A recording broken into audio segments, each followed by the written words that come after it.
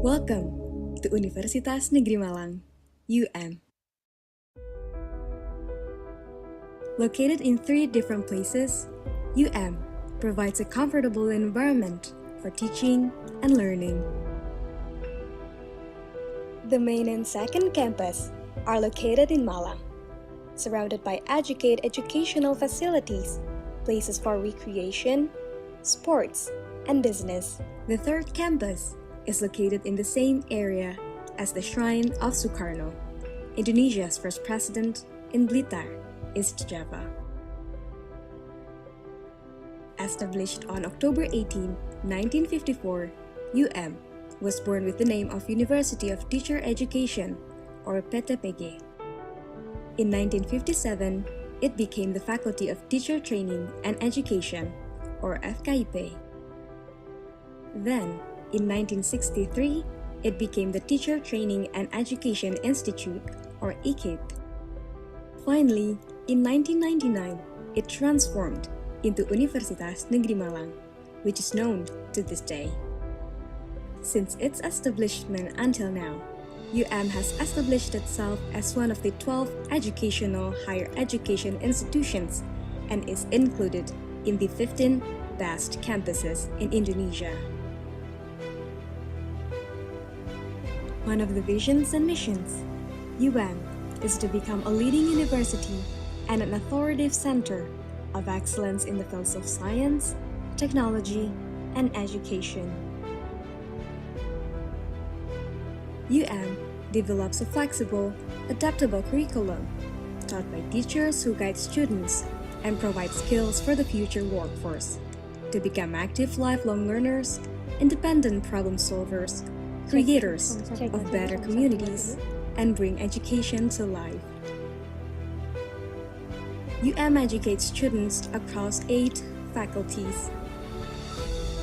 UM also conducts special programs such as postgraduate program and teacher professional program. UM has been granted an unggulan or excellent by the National Accreditation Agency of Universities, or BNPT. Furthermore, there are 4 study programs that have been assessed internationally by AUNQA. And more study programs are accredited by ASIIN and ACAS International Accreditation. As one of the reference universities and a center of learning innovation, UM continues to develop knowledge and scientific research by providing quality education and training. UM has also produced many research products that have the right patent, published internationally, and ready to be commercialized. In line with our new tagline, Excellence in Learning Innovation, UM is the house for top science and technology center in higher education in DLI, or Disruptive Learning Innovation.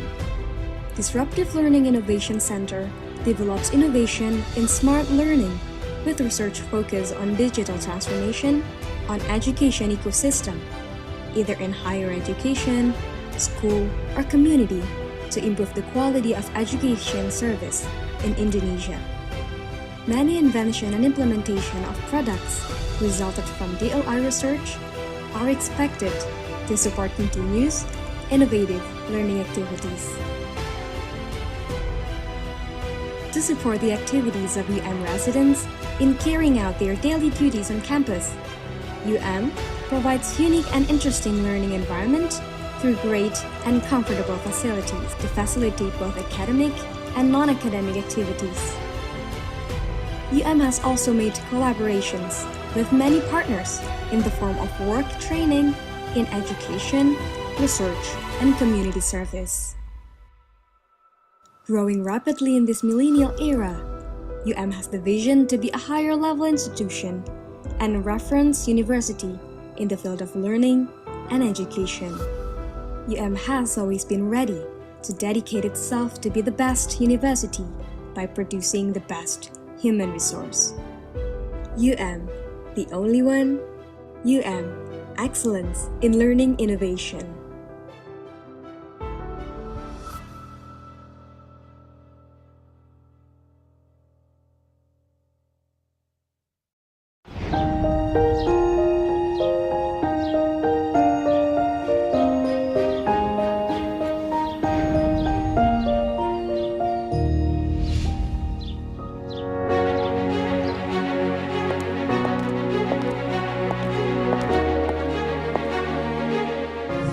Welcome to Universitas Negeri Malang, Excellence in Learning Innovation.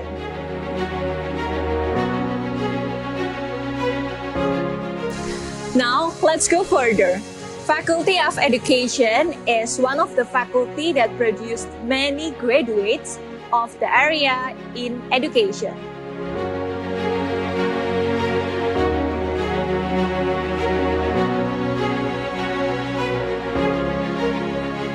Faculty of Education has three main campuses, including the first one sited at Jalan Semarang number 5 Malang, second at Jalan Ki Ageng Kribik number 45 Malang, third at Jalan Insinyur Soekarno, Blitar City.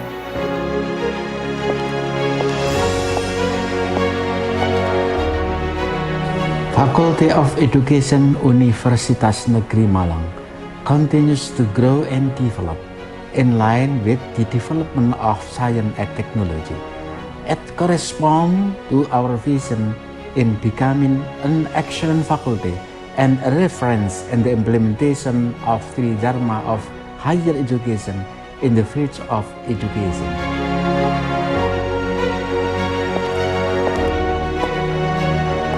In order to provide graduates who are intelligent, religious, and professionally can apply and develop science in the field of education, we provide facilities and infrastructure that can support the learning activities.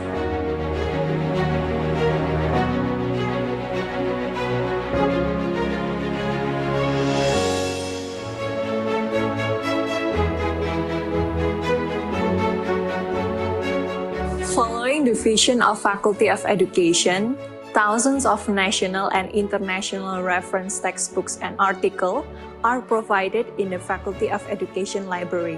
Students can access it through the websites.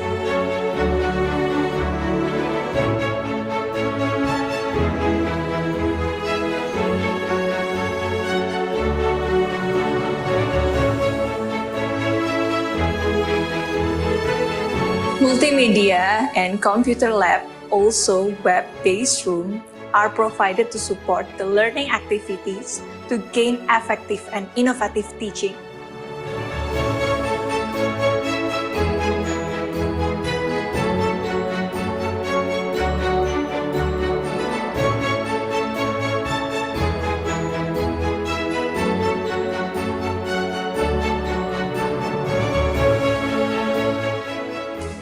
All elements in the Faculty of Education are built to provide excellent service.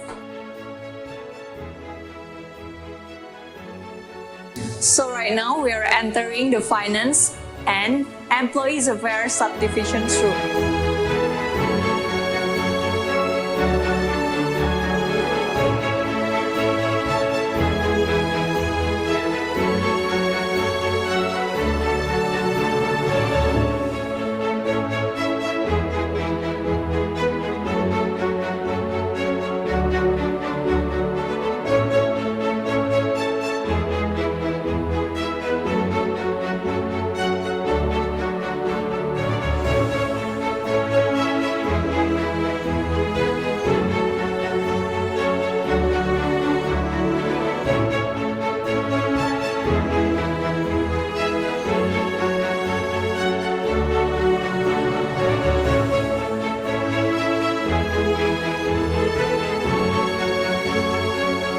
Self-access computers are provided for the students so they can input their own academic data efficiently.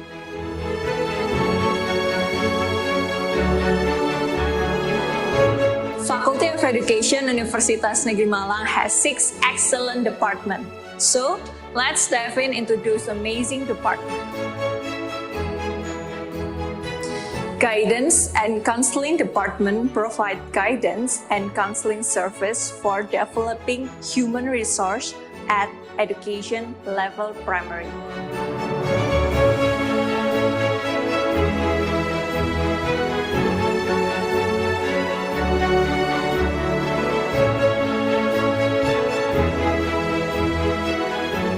Department of Educational Technology produce scientific products. by developing educational technology activities and empower community through implementing products of educational technology. Department of Educational Administration performs best service in educational management, leadership, and supervision. Non-formal education provides service at educators and administration staff. At non-formal education, institution and organization on community empowerment program.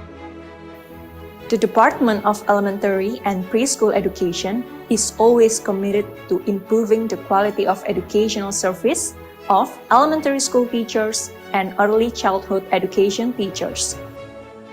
Special Education Study Program produce graduates who are intelligent, independent, and able to apply, as well as developing knowledge in the area of special education in various sectors, professionally and proportionally.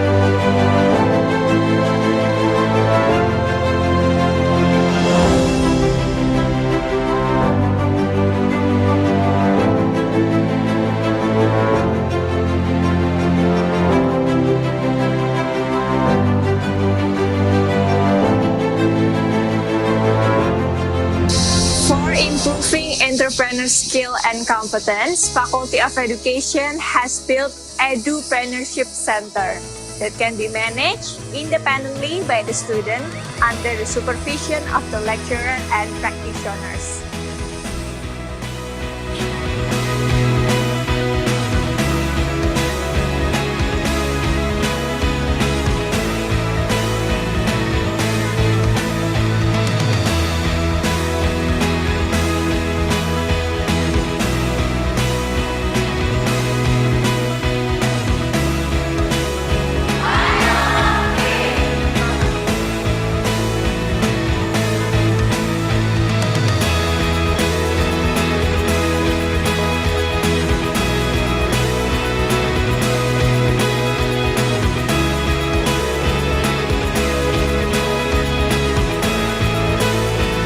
That's the virtual tour at Faculty of Education, Universitas Negeri Malang.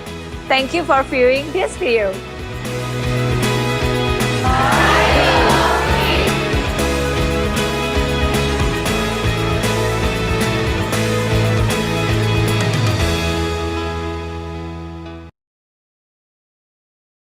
Excellencies, distinguished guests, participants, ladies and gentlemen. Assalamualaikum warahmatullahi wabarakatuh. Peace be with all of you. Good morning. We are delighted to welcome you to the 8th International Conference on Education and Technology. This conference is held virtual on Zoom, Saturday, 15 October 2022. The honorable speakers, Dr. Gamze Ozogul, Indiana University, USA, Professor Gojen Hang, National Taiwan University of Science and Technology, Taiwan, Professor Ayami Nakaya, Hiroshima University, Japan, Dr. Wahyudi Hasbi, IEEE Indonesia, Section Indonesia. The Honorable Dean of Faculty of Education, Professor Bambang Budi Wiono, and also presenter and participant of 8th International Conference on Educational and Technology. Thank you for being with us today in this conference. The International Conference on Education and Technology 2022 is an annual forum for researchers, engineers, and scientists to disseminate their knowledge and research on education, computer science, computational intelligence, and information technology. The conference invites academic researchers of professionals working in the field of education and technology to present their contribution under the theme Digital Transformation and Empowering the Future of Education. My name is Fitri Wahyuni, and I'm going to be the master of ceremony for today. The first agenda, we would like to ask you to sing our national anthem, Indonesia Raya.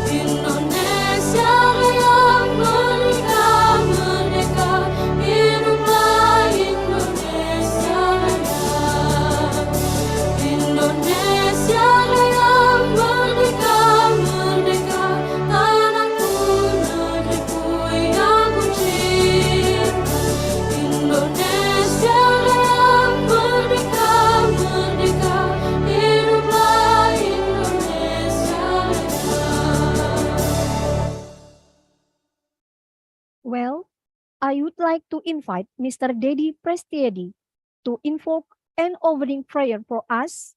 Mr. Dedi, the time is yours. Good morning, ladies and gentlemen. Please allow me to guide this prayer with Islamic religion. If you are not Muslim, you can pray with your respective religion. A'udzu billahi minasyaitonir rajim. Bismillahirrahmanirrahim. Alhamdulillahi rabbil alamin. Hamdan syakirin, hamdan na'imin, hamdan يعفي ويكفي مسجده يا ربنا لك الحمد كما ينبغي لجلال لوجهك الكريم وعظيم سلطانك اللهم صل على سيدنا محمد صلاة تنجينا بها من جميع الأحوال والآفات وتقضي لنا بها جميع الحاجات وتطهرنا بها من جميع السيئات وترفعنا بها عندك الدرجات وتبلغنا بأقصى الخيرات من جميع الخيرات في الحياة وعند الممات اللهم لا تدع لنا في مجلسنا حددا بن إلا فرته ولا حما إلا فرجته ولا دينا إلا قضيته ولا معصرا إلا يسرته ولا عيبا إلا سترته ولا جهلا إلا علمته ولا دلما إلا احتديته ولا حاجة هي لك تريد من حوائجي إلا قضيتها يا رب العالمين ربنا أعطنا في الدنيا حسنة وفي الآخرة حسنة وقنا عذاب النار ربنا ظلمنا أنفسنا وإن لم تغفر لنا وترحمنا لنكونن من الخاسرين رب اغفر لي ولوالدي وارحمهما كما ربياني صغارا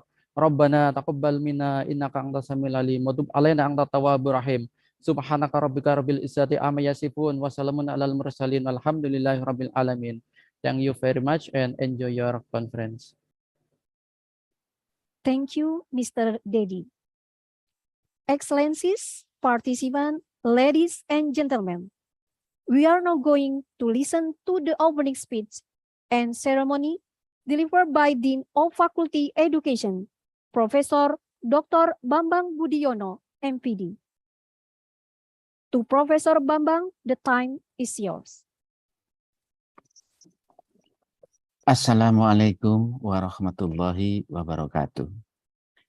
Good morning, good day, ladies and gentlemen. The distinguished Rector Universitas Negeri Malang, Vice Deans, Head of Department, Secretary, Coordinator of Study Program, and all the officers in the Universitas Negeri Malang. The distinguished all the keynote speakers from several countries, the distinguished lecturers, officers, the distinguished judges, and all the participants.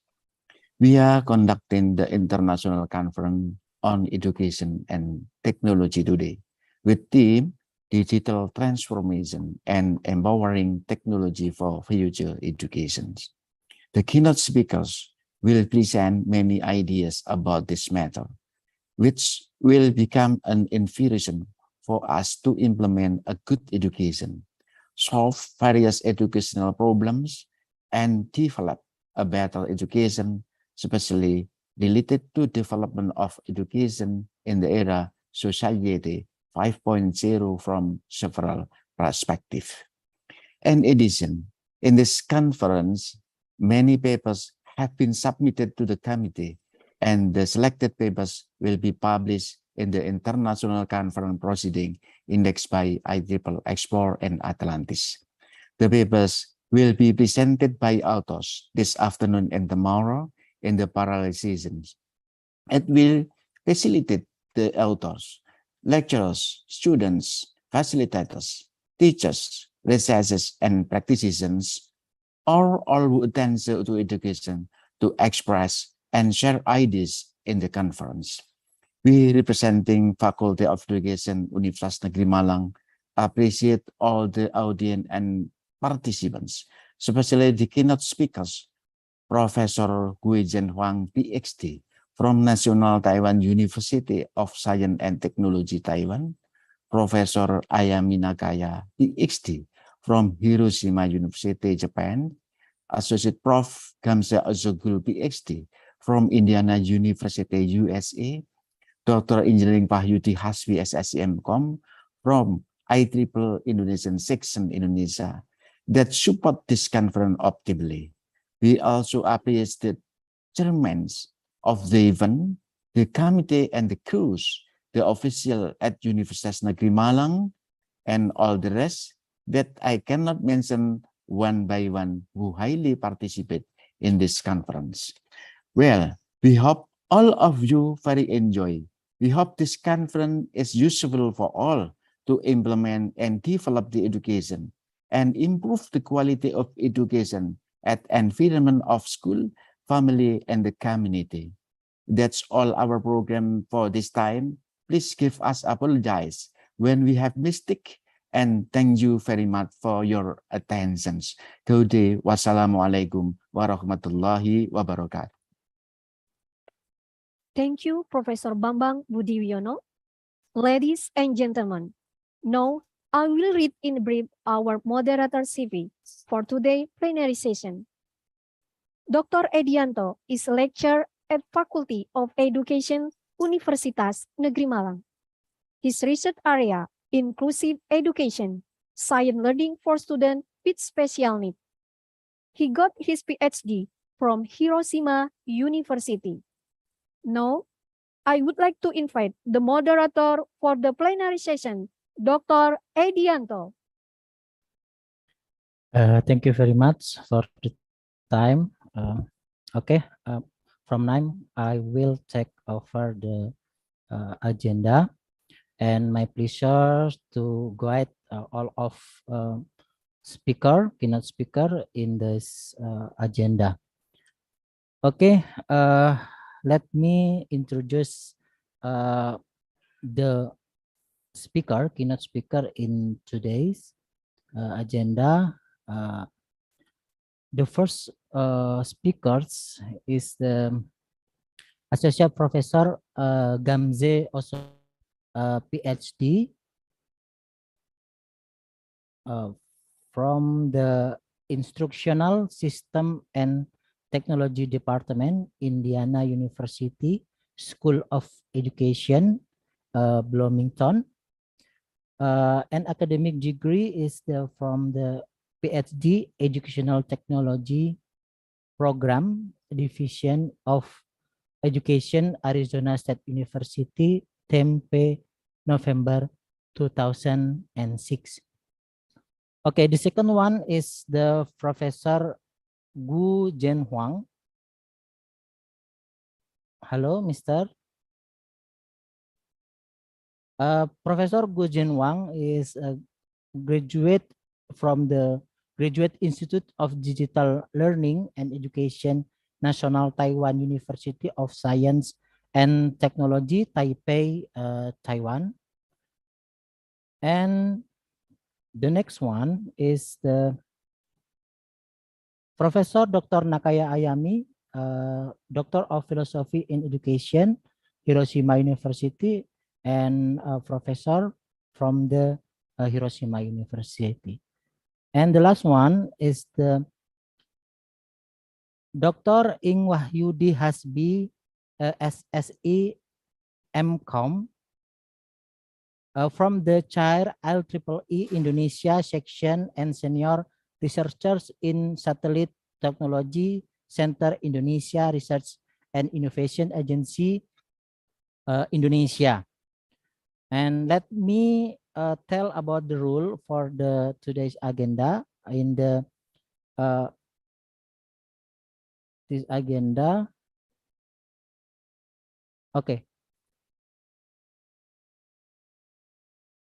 Okay, today is the 2022 AIDS International Conference Education and Technology. Every speaker will give the presentation only maximum in 30 minutes, and after that we can go to the discussion section. This is around the 15 minutes. The first one is the Gamze Ozogul, and the next one is Professor Gujen Wang, and the next one is Professor Ayami Nakaya, and the last one is Dr. Ing Wahyudi Hasbi, SSE. Okay, we continue to the next agenda. I want to say hello to the Associate Professor Gamze Ozogul. Hello. Hello. Hello, nice to meet you. Nice to meet you too. Yeah. Okay. Hello, everybody. Hello. Yes. Okay. Before you present your presentation, I want to my pleasure to share your CV. Yeah.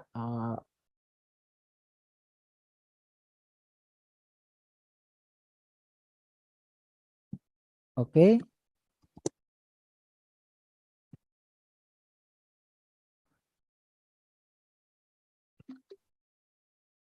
Okay.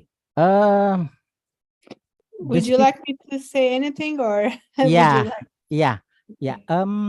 The our honorable speaker today is the Associate Professor Dr. Gamzi Ozogul from Instructional System and Technology Department, Indiana University School of Education, Bloomington.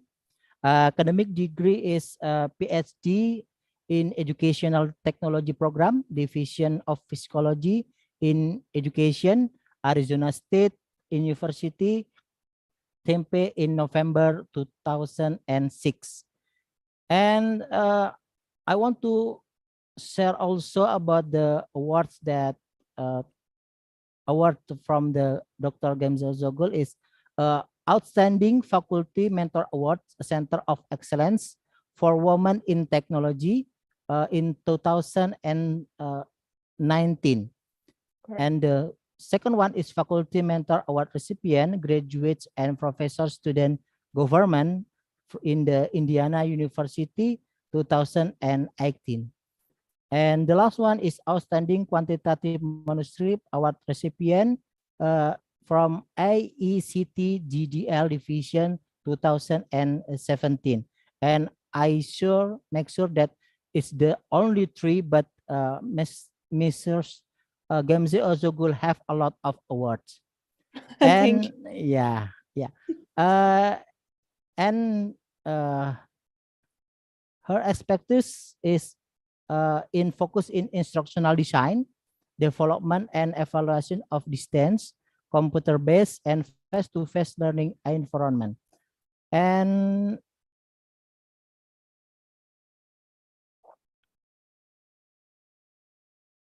today's Miss Professor Gamze Ozogul want to share and present about the systematic design of instruction for supporting STEM, STIM outcome with digital technologies.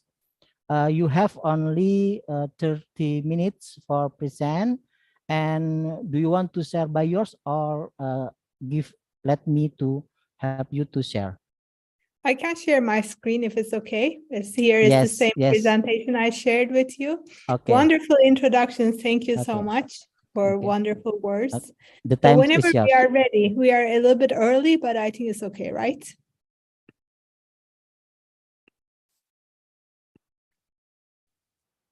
Okay, so let's see. Okay, everybody can see my presentation?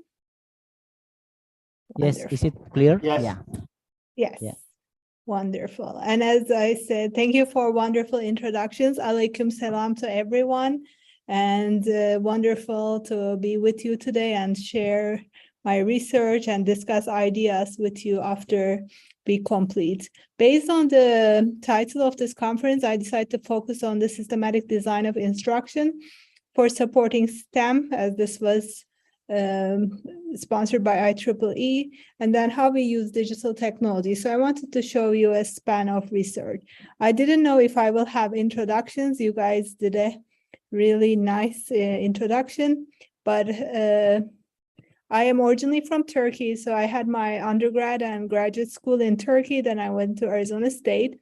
And after that, I was in Microsoft for a little bit before I completed my postdoc in electrical engineering in Arizona State University.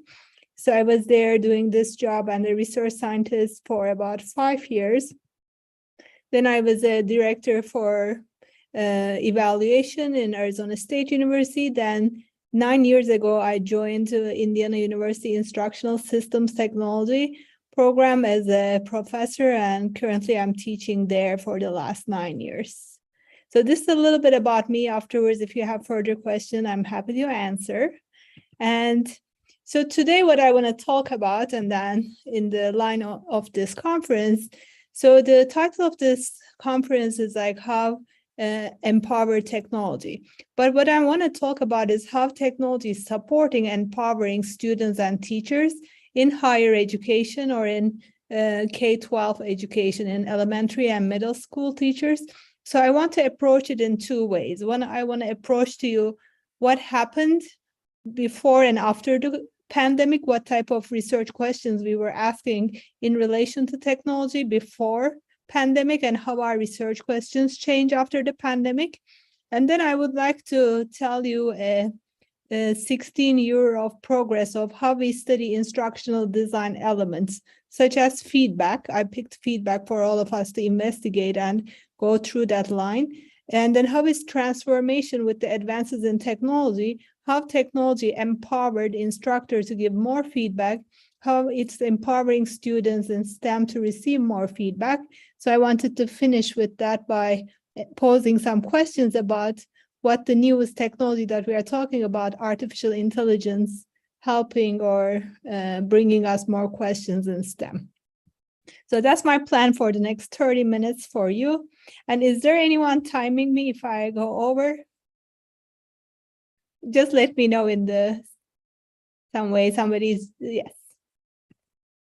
Okay, so I've been in this field about 20 years. So when you ask me what am I focused on, my research contributes to the broad topic of how we can systematically design instruction and how we can manipulate various instructional elements, and then how these elements within instruction affect student learning and their perceptions, and then how we can change the design of learning environments, technology-based or different learning implications for design, and how we can use ever-changing technologies as a product or as a process.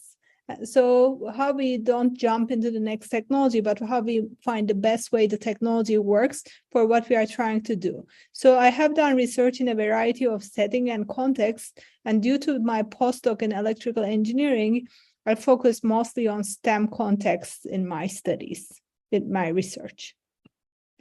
So here is the pandemic. So my research before pandemic happened, I was investigating online learning environments because the way it was going with the technology advances in the internet, with the advances in the learning management systems, there were so many questions about, should we provide higher education? Can we do an engineering class online?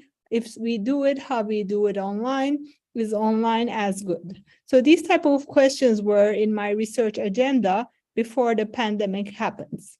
So here, what we find out that before the pandemic, students wanted to take more online classes in higher education. And then there were questions about if we allow students to take online classes in in-person programs. Are the questions how if we allow students take online courses in a degree completion in a 4-year institution, is it helping them or is it making them harder? Are these classes are as good or not? So before the pandemic, I did this research and I find out that there were no significant differences if the students decide to take some courses online, some courses in person, if they want to make their mix and match program. So we started to find this research. And then we had another question. Before pandemic, is online as good as face-to-face? So we were asking these questions. So in that one, I did a research of checking 2,324 students taking accounting courses, a prerequisite, like meaning a prior class, accounting 101, and a post-class accounting 102. Some students take it online and online, 101 online, 102 online. Some took online 101, then switched to face-to-face. Some took face-to-face. So we were asking, is face-to-face and online as good? And then this research found that there were no significant differences in the outcomes. Whatever pair students decided to choose, they did as good. So we were asking this type of questions about online instructional design. What makes students make these choices? So is it as good? Can students do labs on the lab simulation, those type of questions? But we are finding in a course like accounting, it is as good. But then 2020 and March on, the terminology changed. What happened? The pandemic, the online, everybody needed to go online, and we tried to find ways to do online. And the people who are not experts of online education, like professors like you, and other subject matters experts like amazing engineering professors, teachers, teaching needed to switch suddenly online environments. So then the questions change. It wasn't a question anymore, is online as good? but how can we use the technology to empower students and use the best environment to make the instructional design best, so these environments work to the best of students, so we make the outcomes as good as even better in online settings. So that was one area of my research, how the technology was changing. Because when we look at the changing nature of higher education, I really like this quote when I read, so I'm doing a direct quote. So for higher education, education is no longer designed for a group of learners situated in a defined context. Rather, teachers face the challenge of designing for individuals who engage in their own learning through their own devices, from their own settings, and in their own terms. So what happened? The technology allow us to have students have this freedom, and by controlling our design choices as instructors, what we offer to them change as well. So not only we became teachers, but we become instructional designers of designing instructors for students consuming our content in anywhere, anytime, any place. So in the light of this changing nature of higher education, what I keep in mind when I look at it, and when I stop in this year 2022 and take a look at what's happening in the research, what's happening in the technology. So technology is evolving constantly. There is so many different ways to bring technology, and then technology is changing, but how we can embed this technology to empower students and teachers in new ways is our research question. And that's my main area of research, like how we can do instructional design around this technology to empower students and teachers. So there is more demand for online courses, so we have to look out ways for how we can improve the online instructional design, what type of technologies we can add into different courses. Does it need a simulation, or just reading a text is as good as listening to a teacher? What type of information teacher needs to deliver? What are the things the students can read anytime at any place? And there is increased demand for multiple representations. As we noticed, the new generation wants to consume the content presented to them in various ways. Some wants to see pictures, some wants to see the text, some wants a reading and audio recording of it. So how can we look at what are the representations? And as we see, students don't have much patience for long lectures. So how we can deliver the instruction by keeping in mind that their attention span is much lower, how we can make them engaging, how we can bring active learning methods, and how we can present our content in micro lessons, and then how we can increase interactivity so the students are engaged, so they are more likely to learn. Also, we as the higher education faculty or teachers are trained, are disciplinary experts. We are not the course designers or instructional designers. So it's not, we don't know what is sometimes the best way to use one type of technology and teach our content and know our new learners. So there's a lot of research questions and in the changing nature of higher education. So I would like to walk you through the design element of feedback through the lens of technology over the years, that is in STEM, and then the changing research question in relation with changing technology. So in instructional design, when we think about feedback, feedback is a strategy embedded in instructional design, has a great potential to improve student learning and increase learning motivation. And feedback, when we talk about feedback, it is a formative feedback where you give students information about how they are doing in the classroom. So it could be a part of instructional design, and we say, the research says it's a very strong element to increase student learning and motivation. So it is very important, but very challenging to provide to each student in each classroom. What are the challenges? I wish this presentation was interactive so we can talk back and forth, but maybe in the discussion, when we say the teacher wants to give feedback, but if this is a classroom, if there is 30 students, 20 students, 100 students, teacher time is an issue. The classroom size is an issue.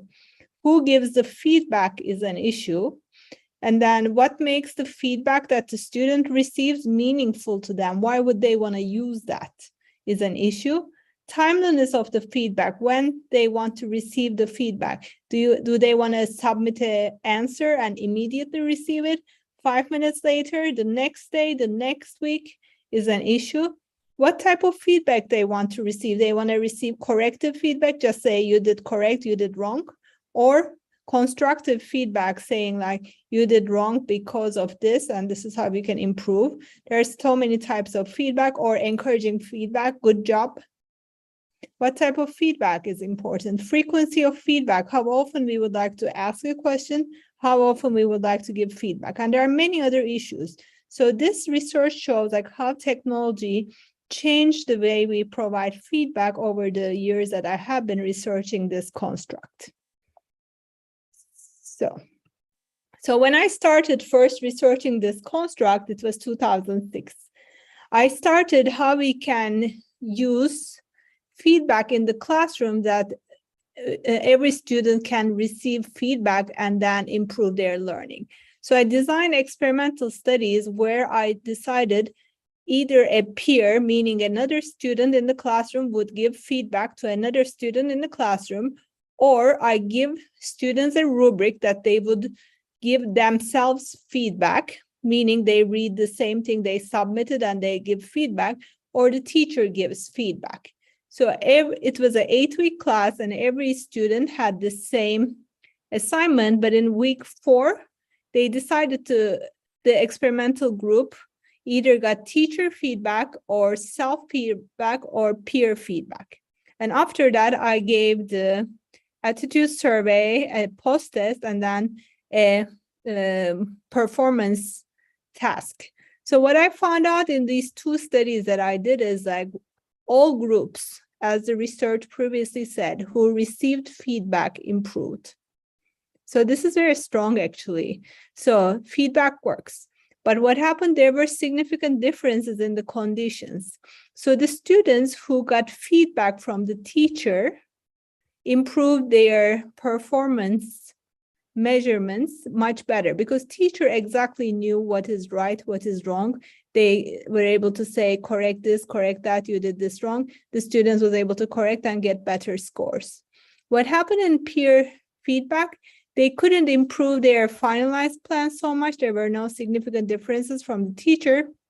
It was improved from the prior plans, but it wasn't significant. And in self, it wasn't significant either. So what it tells us is like if teacher gives feedback on a performance measure, the project improves. If peer and self gives feedback on a performance measure, performance improves, but not as significant as the teacher. But a very interesting finding I want you to focus on is the post-test. All groups got the same post-test. Who improved the most?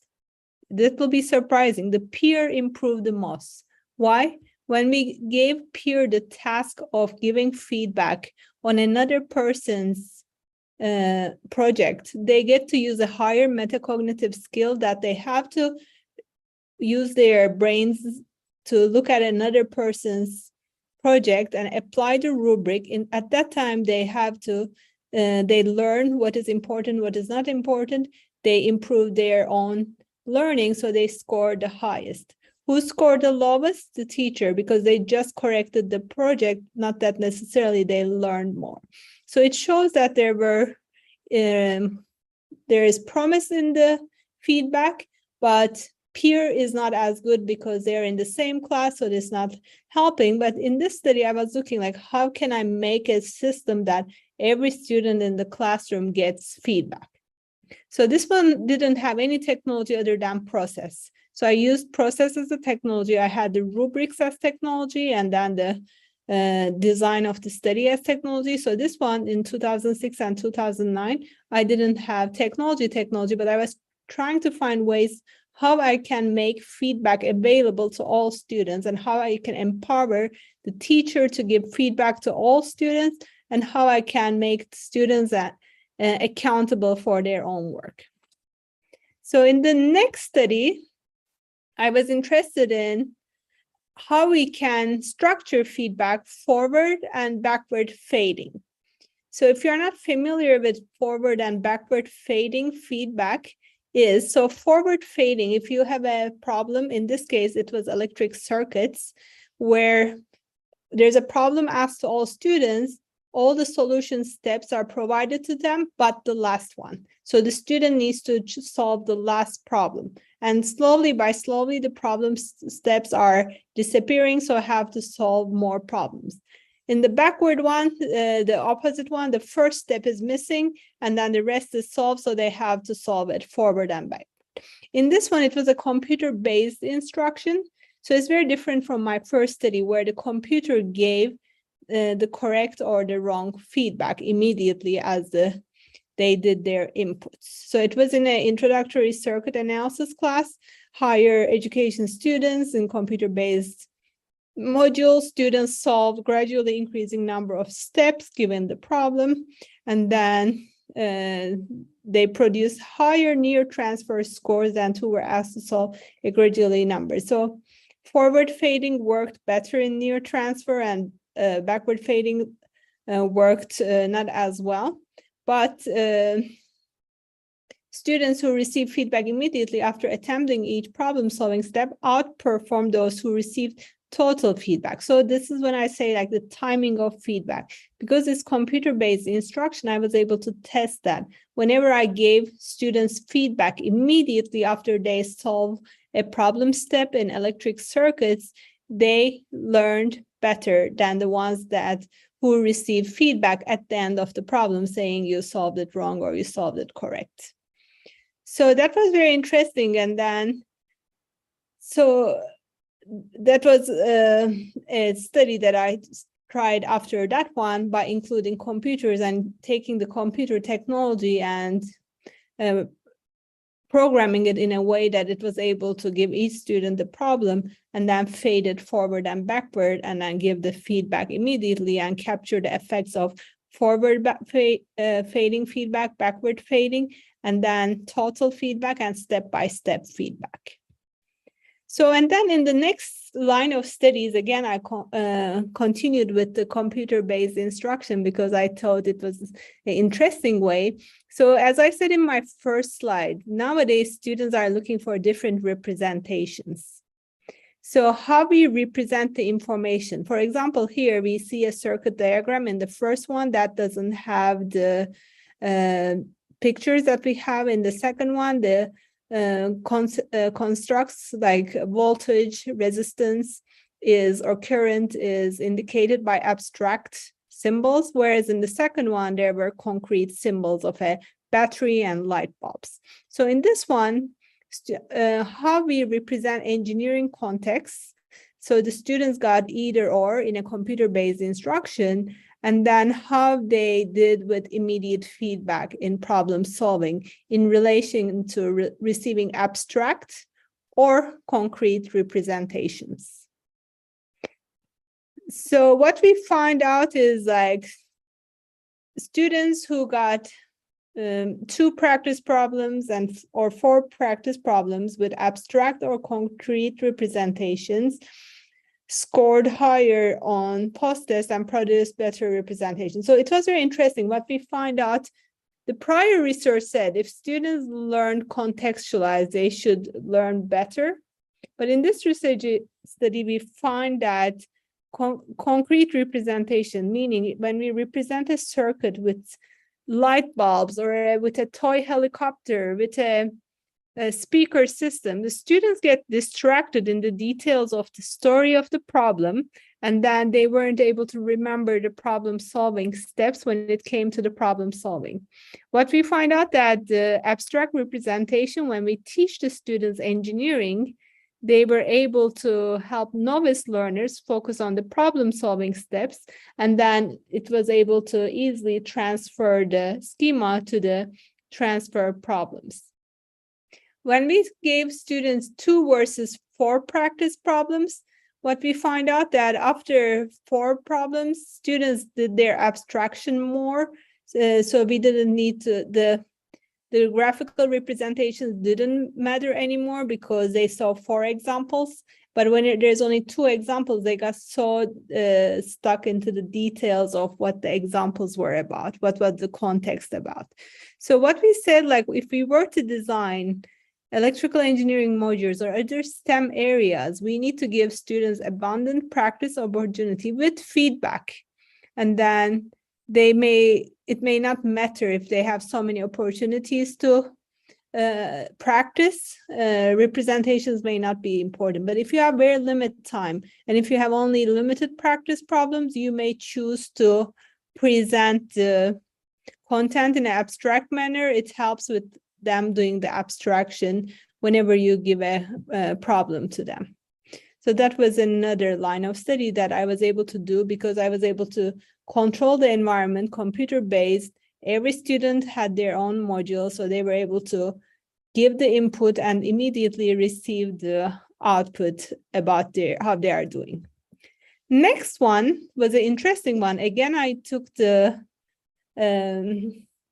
advances in technology. This year we had Flash and building animated pedagogical agents. It was that era. So we were wondering, what if we put a person into the module? Because the prior research said, people feel close to other people, they want to learn from other people. So in this one, we said, what if we visually signal the module with, as you see in the first graph, there is an arrow pointing out where the slope, X and Y slope meets. And in the second one, at the same place, there's a person appears. Actually, in this one, we have a third condition, which is no visual signaling to control for it, just auditory signaling, and then how students learn. So in this one, again, the students solve practice problems, immediate feedback of how they are doing and that. So we looked into that, how we can point the novice learner's attention into relevant points of the module. So we use the animated pedagogical agent. In this one is the kid their age and arrow signaling. So we looked at that. And then this one, we were interested in how middle schools react to these modules. So what we find out that the persona hypothesis was supported.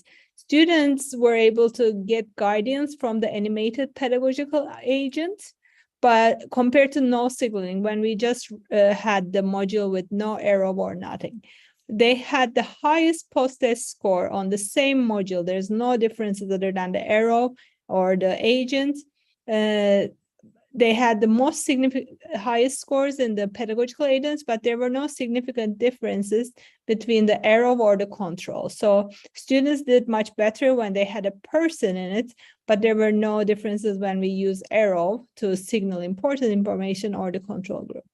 So when students had a person, this is interesting, when students asked to rate how instruction was difficult, because electrical engineering or circuits are a difficult concept for this audience, they rated instructions, which is exactly the same. There's no difference in each module, significantly less easy compared to no signaling group. So when we design, what do we do? So from this study, we learned that the human characteristic of an agent draws more attention than a symbol. In this case, it's an arrow.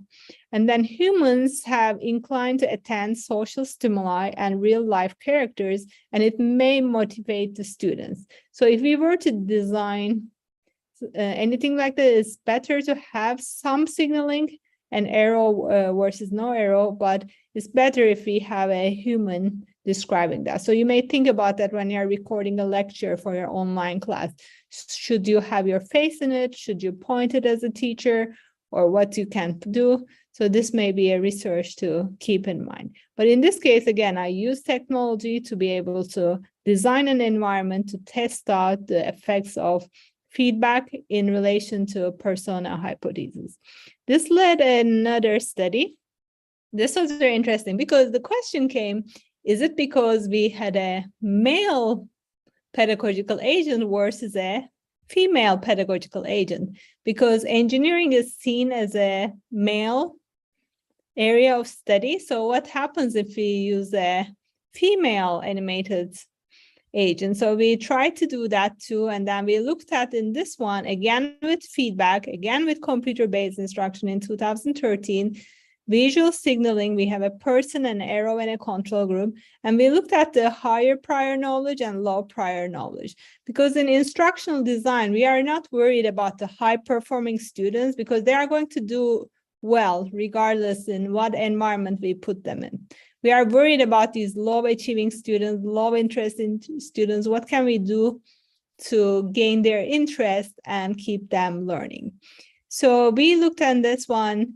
Low prior knowledge learners had higher learning gains with this female agent compared to the no signaling condition. But again, as we expected, high prior knowledge learners, the good students, the high achieving students, did not benefit from visual signaling. So they did as well in every condition.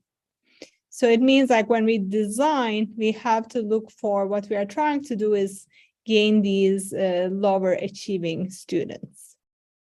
So this was another computer-based instruction as computer production became more easy to do, and then we were able to build these modules and provide each student feedback just in time after they solve each problem. So now when we come, excuse me, you just only have 3 minutes more. Perfect. Thank you so much. So this is the interesting part. So this 2021 and continuing, there's very interesting things. So artificial intelligence is the big word that is talked by everyone now. And then I was thinking like how I can use artificial intelligence to provide feedback to each student in large classrooms. And then decades of research have shown that self-explanation, when students need to write explanation, has an extraordinary impact on student learning. So, and also students in undergraduate STEM courses have limited opportunity to engage in self-explanation during class time and receive feedback of how they are doing. So, sometimes there's these clicker systems, they may help promote student engagement, but they can only good in factual knowledge, but they are not very good in promoting deep knowledge and meaningful learning. So in my last project I want to talk to you about is this Explain It, self-explanation and adaptive feedback tool that I'm working on currently. So in this setup, the instructor asks a question to the students. The students type 1 or 2 sentence or like a little paragraph answers. Immediately, the artificial intelligence analyzes that feedback and give each student individual feedback on how they are doing, and then gives instructor a summary in their dashboard how this classroom is doing. So they can immediately change their instructional way of they are doing things. So with the artificial intelligence technology, now we have the capability to do this just in time for everybody, and it's adaptive. But so how does it work? Using natural language processing, which is a subfield of AI, this promotes active learning environment in undergraduate STEM courses, and it promotes deep learning. So the students get direct feedback on their explanations, and then faculty is able to take the pulse of the classroom, identifying misconceptions, gaps, and can change their instruction right in time. And then adaptive feedback to each student based on their response when teacher time and resources are limited in large courses. These courses sometimes have 1 to 50 or 1 to 100 or 1 to 200 students in each. So this is my last slide to give you a few questions and be in my time. So these all sound great, right? Now we can use technology to empower students, empower this concept of feedback and give feedback to each. But there is issues, right? How we can fit this into instructional design of a teacher. So there are the questions I want to leave you with. So we need to consider this teaching style of the instructor. Does the teacher trust the AI and the feedback AI is providing to the students and to him? How many questions the teacher wants to ask? How much time is a good time? Like 5 seconds for my AI to analyze, 10 seconds, 1 minute? How long is too long? how long time we should give students to type their self-explanation responses. Some students type slower, some faster. And then time commitment from the instructor to build questions and example answers to train the system. Correctness of our model, the AI model, providing feedback to students. Does the instructor trust the machine? What if there is mistakes? What happens to instructor course evaluations? Student perceptions, maybe they don't like the course anymore, right? So it's a very important thing. What type of feedback we should plan in our AI? Do we just tell frequencies? Do we correct it? Do we encourage it? And then another question we have is like variety of student technology brought in the courses and adapting with AI system development. What technology students have and what can we make it accessible to all? So that's all from me. How did I do? Thank you very much. It's the correct time. Good.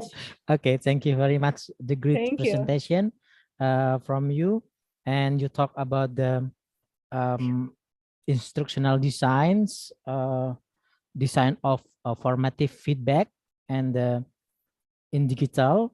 And then type of feedback is very meaningful. And now I want to go to the next session. Now is the discussion. I want to give a chance to the audience, and I want to share that our attendance for today is more than 200 attendance. Yeah. And then for now, I want to give around 3 questions in 15 minutes. Yeah. And the participant can raise your hand and I will allow you to give your ask your question. How can I stop sharing? Let's stop. Okay. Did I stop sharing? Let me see. Okay. Okay. I managed. Okay. Thank you. Okay. Please, for the participant, raise your hand and I will allow you to ask your question.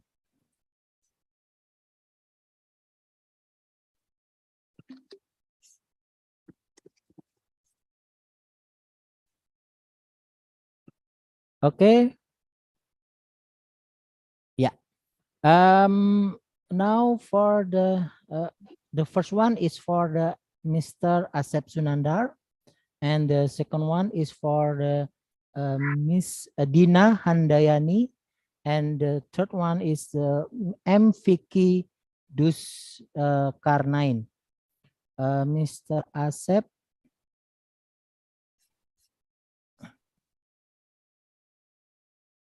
Okay, please ask your question. You, Dr. Edi Yanto and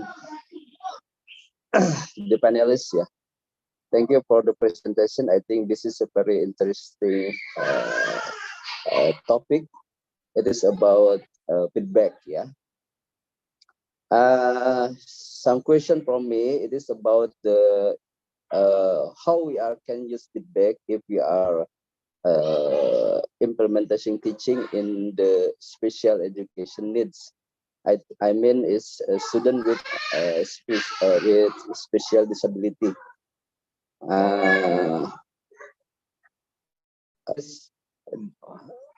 Maybe you can explain step by step and progress of progress of feedback implementation. Yeah, I think that's my idea about the question. I can catch your question. And thank you, Freddy. Okay, the second one. Please, Miss Dina. Thank you. I have a question for Ms. Kams. Can you give me some suggestion how to direct peers for students to give a positive or constructive feedback? Because in the implementation, peers give negative feedback for their peers. Thank you. Okay, thank you. I can catch your question. And the last one.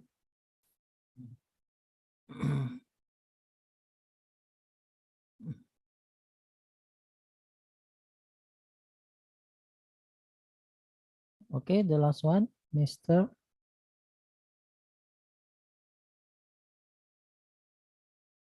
Okay, I think he's not in the room now. Okay, now only for two questions, Professor Ozogul. The first one, Mr. Asep Sunandar have a question about the how to use the feedback to the student with special needs. And the second one is the how to direct peer formative feedback. Very nice. Thank you so much for the questions, Mr. Asep. So let's start from that.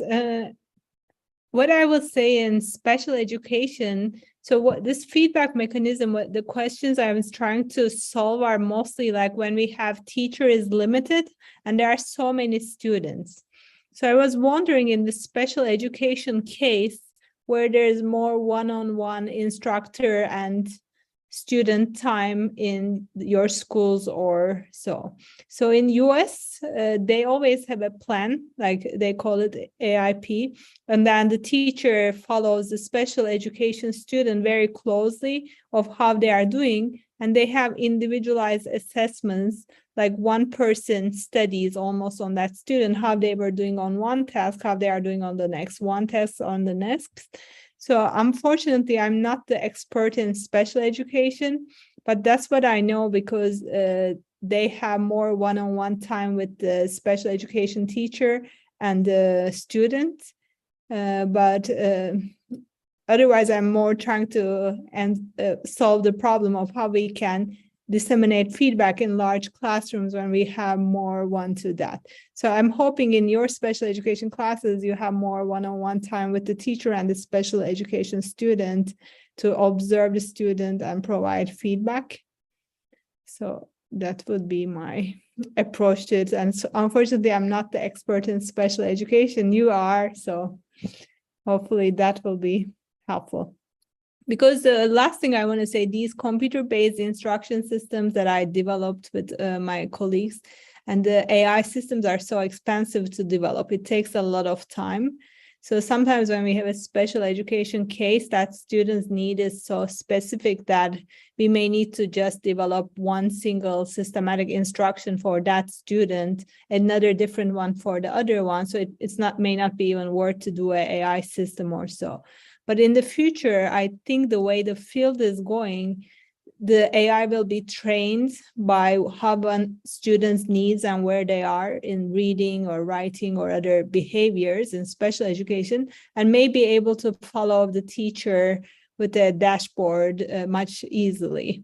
So that may be, but I think we have a few more years for AI technology to become more cheaper and we to learn more about it, how to train the system. Unfortunately.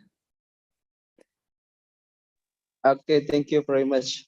Thank you so much, Because Mr. the student Sunanda. with disability is very special, yeah. Everybody is different with others, so Exactly. I mean, yeah, exactly. Because I mean, if we are get feedback in one person, so we will get other feedback in others person student. I mean, and Exactly. this is we are need modification for IA or. Mm-hmm. Exactly like that. Okay, continue to the next question. Yeah, and the next question, thankfully, I have a better answer. And then thank you for thank you so much. Thank you. Thank you. So the next question is like how we can train the peer.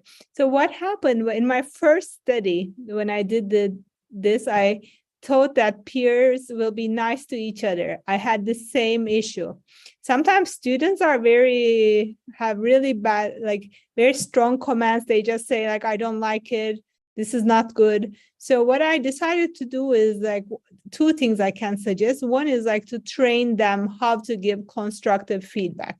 So you may give them examples of a good feedback. What do you think would be a good and what is a bad feedback and what is not acceptable feedback? So you train them on doing what you want them to do. And then doing it more than 1 time, 2 times, 3 times may help them to do better in that. The other thing in my studies, what I did is, because they're in the same classroom, there's so many social norms. So sometimes maybe this is my really good friend, I want to be nice, or this is a friend I'm not very good friends with, I don't want to be nice. So they reflected in their peer feedback. So you can choose to do it anonymously, where I blanked out the names and then I shuffled and I gave it back to students so they didn't know whose paper they were reading. So you can try that as well. So I would say do it multiple times, train them how to give constructive feedback. What are the examples of good ones or bad ones, what to do, what not to do. Maybe you say you have to give at least 3 good comments and 1 or 3 constructive comments, 1 good feedback, and 1 maybe you need to say 1 something improvement. So it may help, I would say. But the lower ages, they get confused with the social constructs versus the feedback. I think even at our ages. So I try to do it anonymously in my studies. I hope this helps, but we got to try and do it better all the time. Okay, Thank you, Miss. I you. think is it clear. Thank More you so practice much. for our student, it's better for the give constructive feedback, I think. Yes. Thank you. Thank you so much. Okay, thank you, Miss Dina. Okay, this is a lot of a question, Professor Gamze.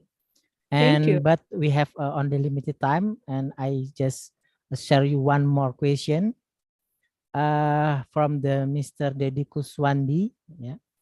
In that, let me read the question. In the application of the online active student learning approach, the position of the teacher is as a motivators and facilitators of student learning. Its main role is to encourage students to be enthusiastic about learning and facilitate student learning by showing the diversity of learning resource and that student can access. My question is there a specific strategy in the providing feedback to students on STIM-based online learning? And then what is the actual target to be achieved in the online self-explanation activity? Very good. Thank you so much for the question. And I'm going to answer it as I understand to my best. So what are the strategies for online feedback? Is it in the chat? Let me, okay, I got it. Yes, okay. So yeah, so STEM, depending on which country we are in, because I'm international scholar and living in USA, like in Turkey, engineering and STEM is a very wanted field. In USA, people don't want to go into the STEM field, so they are trying to find ways to encourage students to go into STEM. So I would say, depending on what type of a class you are teaching, and then if it's a well-liked class or a scary class for students. Some classes, like in US statistics, people are scared of statistics, or some classes are harder, algebra. Like depending on that, you may need to start giving like them questions that they can solve, so they know they can solve it, and then get the questions harder little by little, and giving maybe encouraging feedback. Because the way the learning happens, first students need to like the subject and be comfortable in the environment. If they don't like the subject, and then if they are not comfortable, they close off. So the first thing that I worry is like, how can I make my instruction appealing? How can I appeal to the students' perceptions that it causes a little bit interest to them? So I would say, like, you can ask questions. Maybe like a strategy could be easier to harder as the class goes, so they know they can solve it. That you can ask them what type of topics they're interested in, and bring those topics in the classroom as an activity to solve. So those type of things may be helpful. I always like the corrective feedback, so it gives information about what they did wrong and then what could be correct. So it is a learning opportunity too, but it's a lot of time for the teacher to spend. So that's what absorbing. The second part of the question, the AI. So the target is the students, again, when they write self-explanations, it takes another higher level of metacognition that they have to process and write it. So they have to summarize it. So it provides a summary, a higher production of information.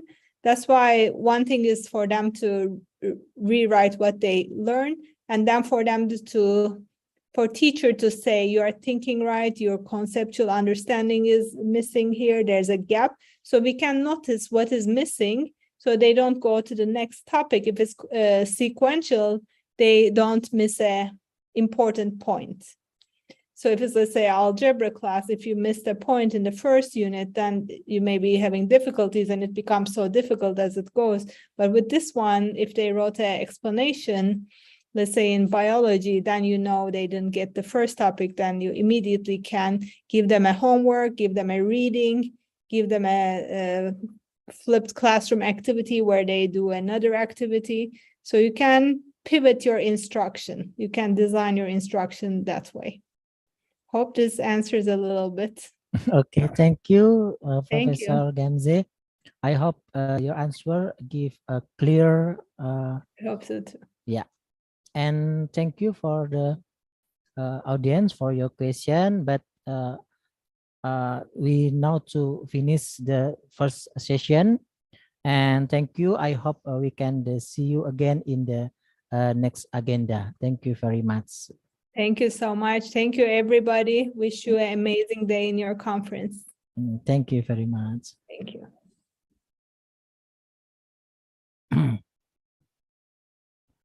Okay, let's me to go out to the second session in this international conference.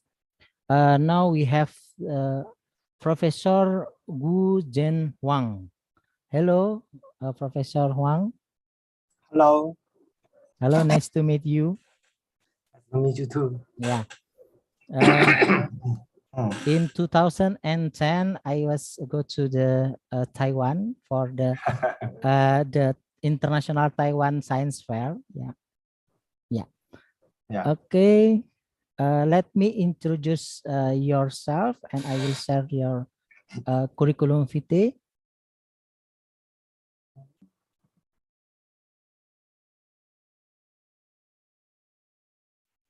Okay, the name is Professor Wu Zhenhuang.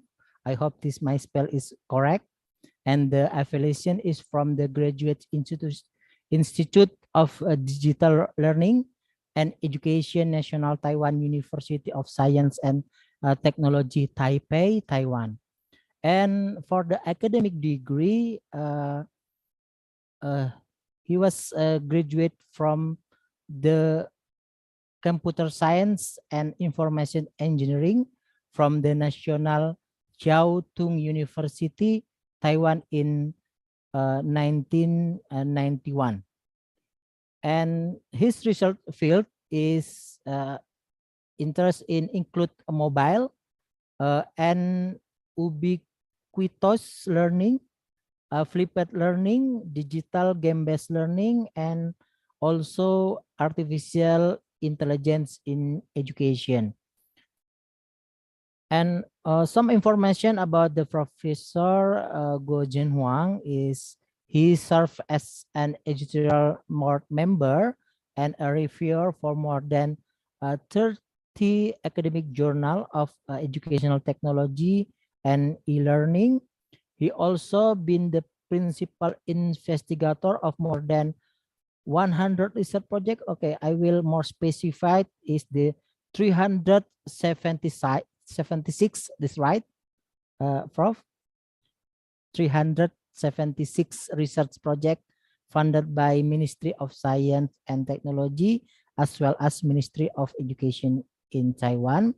He received the annual Most Outstanding Researchers Award from the National Science Council of Taiwan in the years of 2007, 2010, and 2013.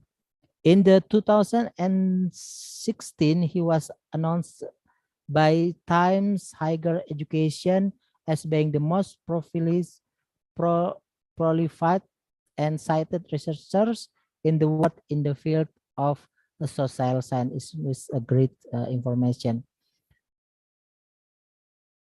Okay, Mr. Huang will present the presentation with the title Research Issues and Application of Artificial Intelligence in Education. And same with the previous speaker, you just only have 30 minutes for present. Now the time is yours. Okay, I can hear your voice. Yeah, please unmute first.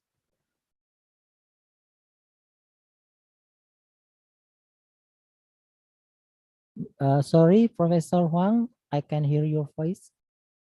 Yeah, please unmute first.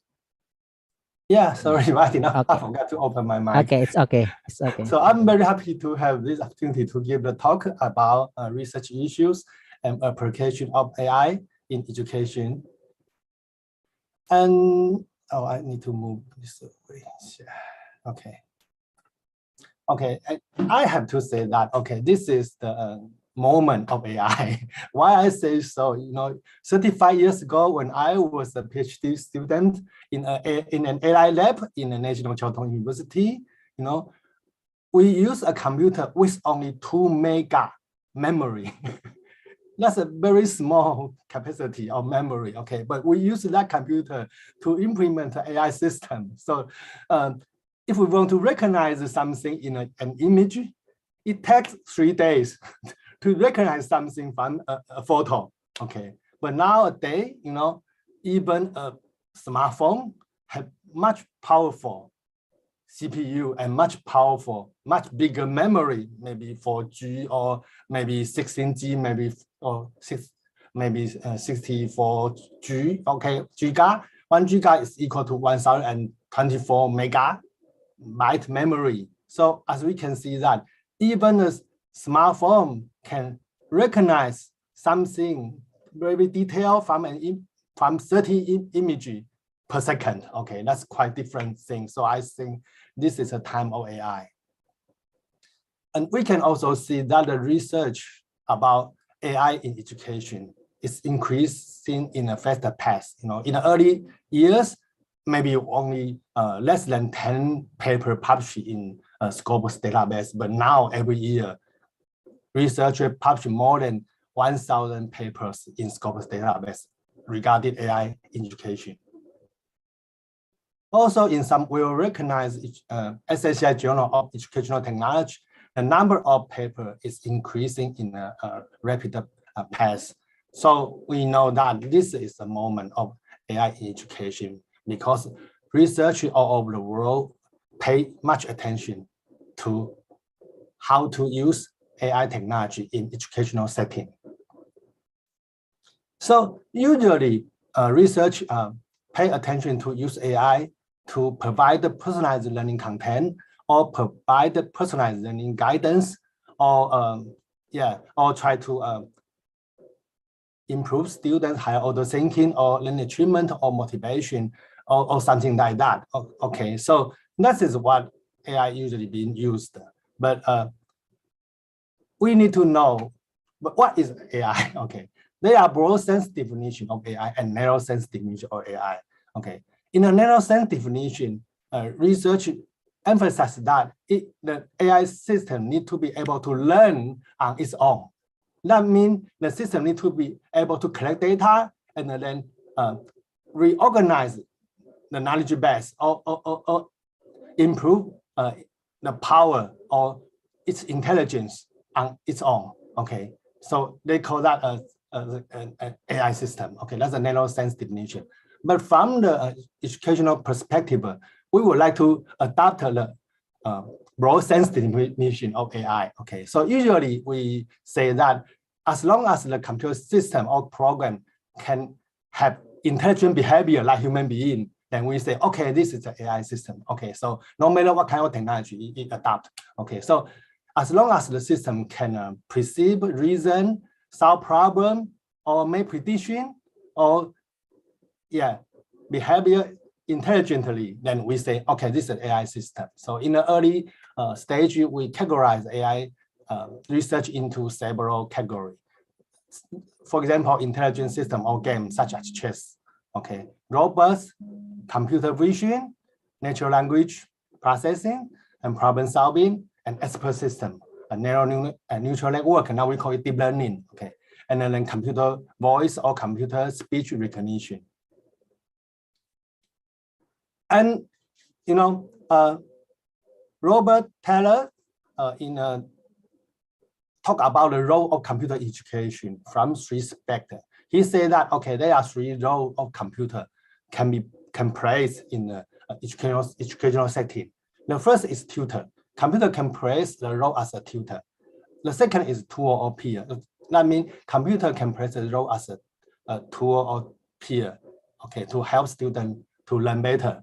And also he said computer can play the role of a tutee, so that the student may be able to have the opportunity to teach computer to learn something. Okay, well, that's what he said about three roles of computer in education.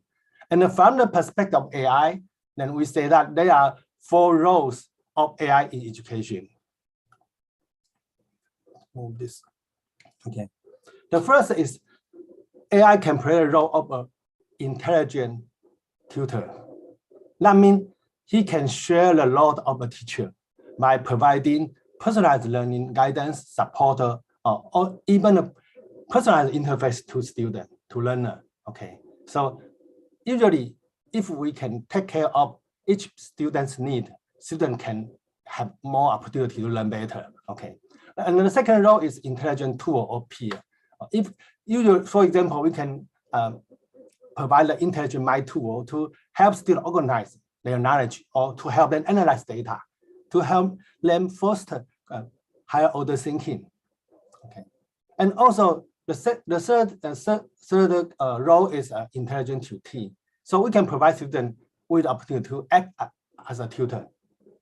Let student teach maybe a robot or teach a system, okay, to learn something. So students have the opportunity to play the role of the teacher. Okay, that could be quite interesting. And of course, there are fourth role. The fourth role is it can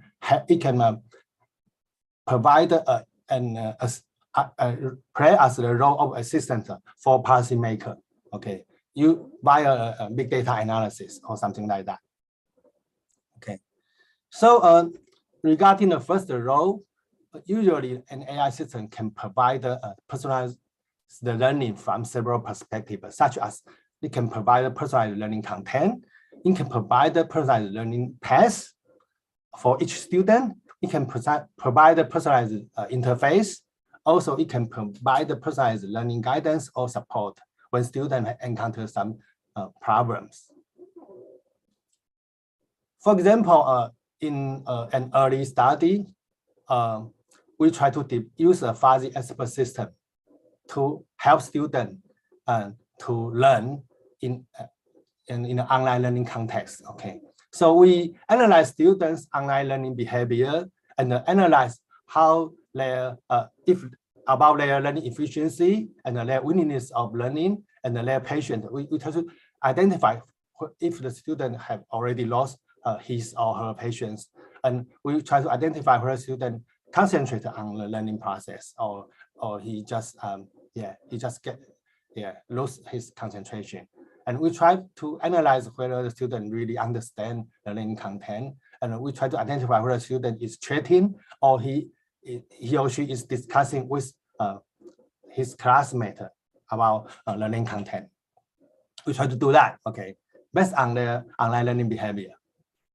And then when the students finish one unit, and then we give them, we have a summary about his or her learning behavior, and we also provide this summarized diagnosis to the teacher to let the teacher know what happened during the learning process. Okay, of course, the system will also provide some immediate feedback to remind the student. For example, the system might tell the student, "I think you already lose your patience. Would you want to take a break and then come back to learn? Yeah, after maybe 5 minutes." okay? Or the system might tell the student, okay, you already lose your concentration. Okay, so maybe I think you need to focus more. Okay, oh, okay. Don't chat it. Okay, don't chat with others. Okay, when learning. Okay, so this paper is published in 1998 in IEEE Transition on Education. Okay, it's quite yeah, it's a long time ago. Okay, but it's a quite new study at that moment, at that year. Also, now we can so I think now we can analyze more behavior of students. I mean, not only online behavior, because now we have powerful computer system, and so we can analyze student in-class behavior using image recognition technology. So when student was study in the classroom, we can analyze their facial expression or their gesture or their interactive behavior, or of course we know the question they raise, and we also know the question they provide, and also we know their test score. So we can now even make more accurate prediction or diagnosis, and then provide a more accurate support to individual students. And this is an intelligent classroom management system developed by one university in Taiwan. Okay, I think in other countries, and maybe in Indonesia, you also have such intelligent classroom, right? Use many sensors and facial recognition software, and to identify the student's learning status in the classroom, and then you try to do something. Okay, if the student already lost his or her patience in learning. Okay, so in this such intelligent classroom, there are always some sensor and controller. Okay, for example, in this classroom, there are 24 cameras. Okay, so as you can see that each student, there's one camera for each student. So I think the student must be very nervous when they sit in their seat, and then because their camera face he or her. Okay, and there are three in one sensor, so it can detect the temperature, humidity, and illumination in the classroom. And also it have one CO2 monitor. So based on the detected data, the system can control the whole classroom about the light or about the temperature or something else. Okay, and then based on the facial recognition, individual student, the teacher know who is attentive, who is inattentive, and who is very inattentive, and who is already absent. Okay, disappear. Okay. Yeah. Also, we can also provide more learning opportunity for students. For example, there are several commercial products such as Grammarly. I think if you are English teacher, you might know this software. Okay, Grammarly is a very powerful English writing system. Okay, so it can check and improve student article, English article. For example, it can correct student spelling, grammar, or punctuation. Okay, it can also advise students about the clarity of the article. Is your article easy to understand?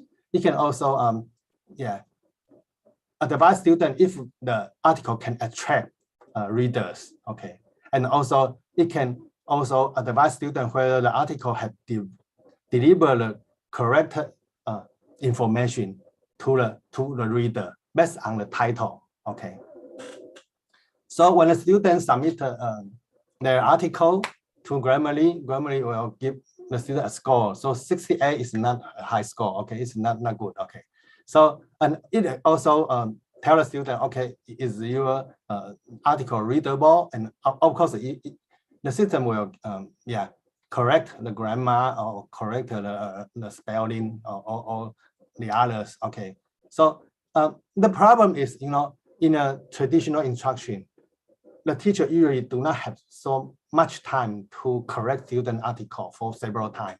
The student might be able to correct each student article for once and then give them a score. But the student say, okay, may I correct my article, and could you score my article again and give me advice again? Yes, maybe the student can do the second time, But how about 10 times? No, I don't think the student have to, and the teacher has so much time to do that. Okay, because usually a teacher needs to face tens of students. Okay, so I don't think that would happen. But with the help of Grammarly, and the student can immediately get feedback from system in 1 second. Okay, so the student can modify his article and then resubmit the paper, the article again, and he or she will get an immediate feedback from the Grammarly. So, okay, so use such a system that students have more opportunity to practice in writing. Okay, that's what we've done in Taiwan. In English courses, we let students use Grammarly to do that. And when a student that already got maybe 55 points, okay, a higher score, then the teacher will then check and then give the final comment to the student. Okay. Also, we try to develop a system to diagnose student learning problem during the learning process. For example, okay, if a student failed to answer the question about division of intelligence, it's a mathematical courses, okay. Of course, the problem could be due to his misconception of division. However, some prior knowledge could also affect students' performance in answer question about the division. For example, if a student have misconception about multiplication, then I don't think he or she is able to learn division well.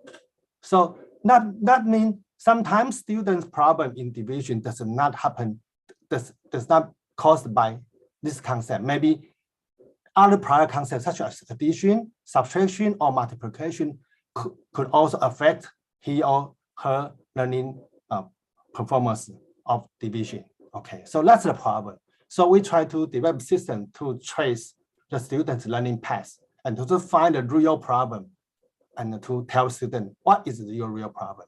If you already have misconception about addition, then you should not learn division now. You need to go back to learn addition well and ensure addition is, you know addition quite well, then you can start learning multiplication and subtraction. And then if you already learn subtraction and multiplication well, then you can learn division.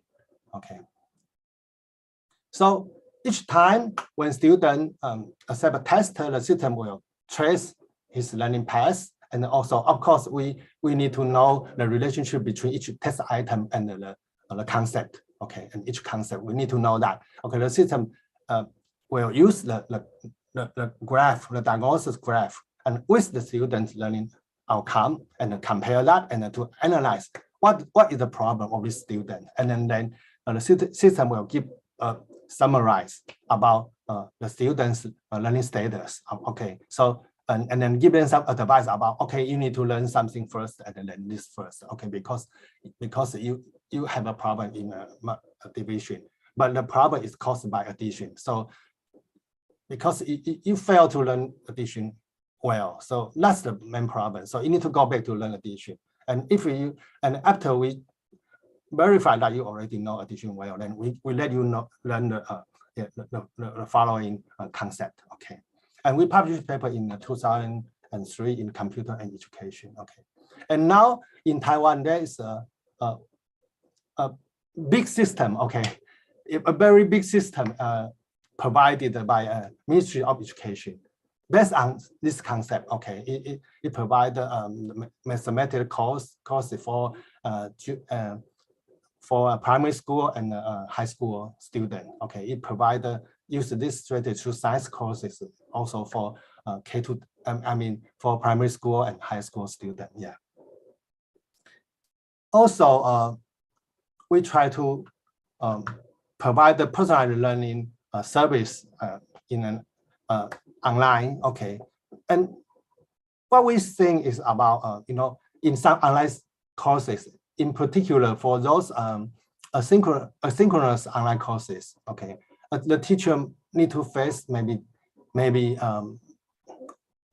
thousands of students. Okay, in addition, in some open university, okay, they have some online courses, so or MOOCs. Okay, they need to face thousands of students, maybe 10,000 of students. Okay, so I don't think the teacher have the time to answer every student question. Okay, so we try to develop an intelligence system. We call it intelligent as teaching TA, intelligent TA, to help teacher to answer those questions from student. Okay, so we provide two interface. One is web interface, and the other is email interface. So, for example, when students send an email to the teacher, in fact, the TA system will check the student email first, and then try to answer students' question based on the frequent asked question database. Okay, so it will analyze student question and then find an answer to answer the student question. But if student feel, look, I'm not satisfied with your answer, okay, it did